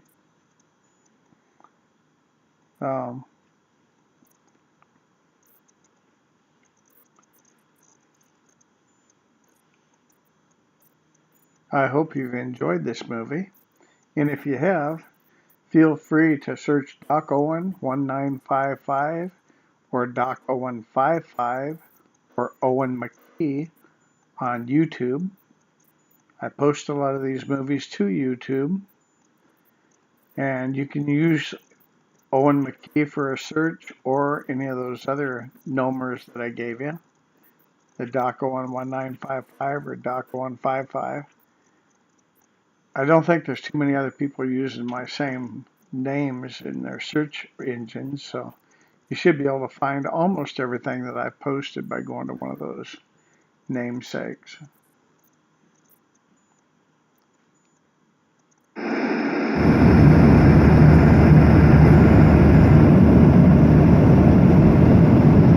A lot of power.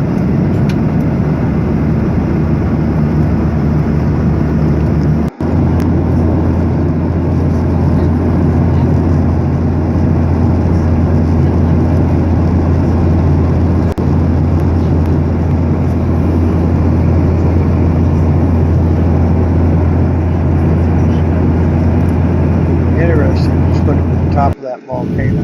Now there's coming into Dallas. We're dropping altitude. We're going to be landing here in just a few minutes.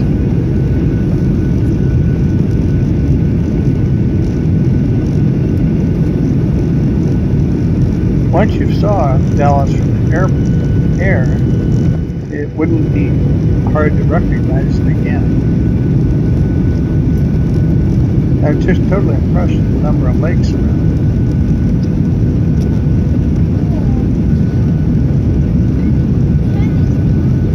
I think we're going to have a safe landing. There we come in. We're dropped down to under 2,000 feet now. And we are getting close to the landing strip.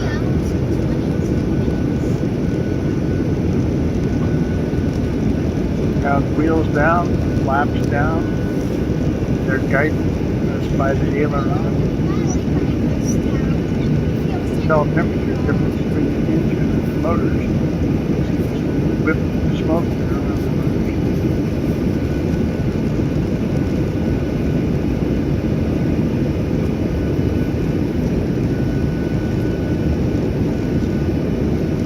And we're down under 1,000 feet and getting close. There we are.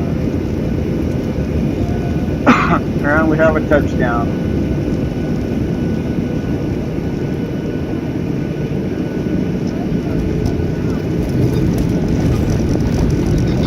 Well, again, hope you enjoyed the visit, and see you the next time. For now, I think it's pretty well signed off because I'm using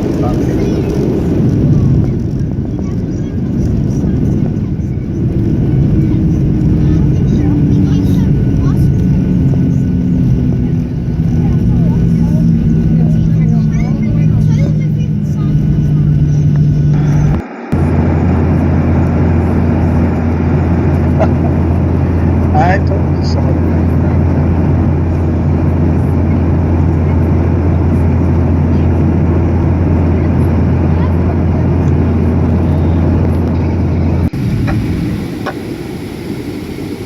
Oh, look at that. Coming in upside down. We ought to be in good shape now.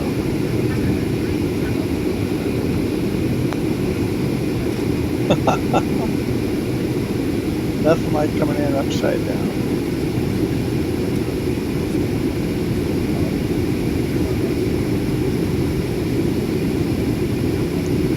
Put this baby down.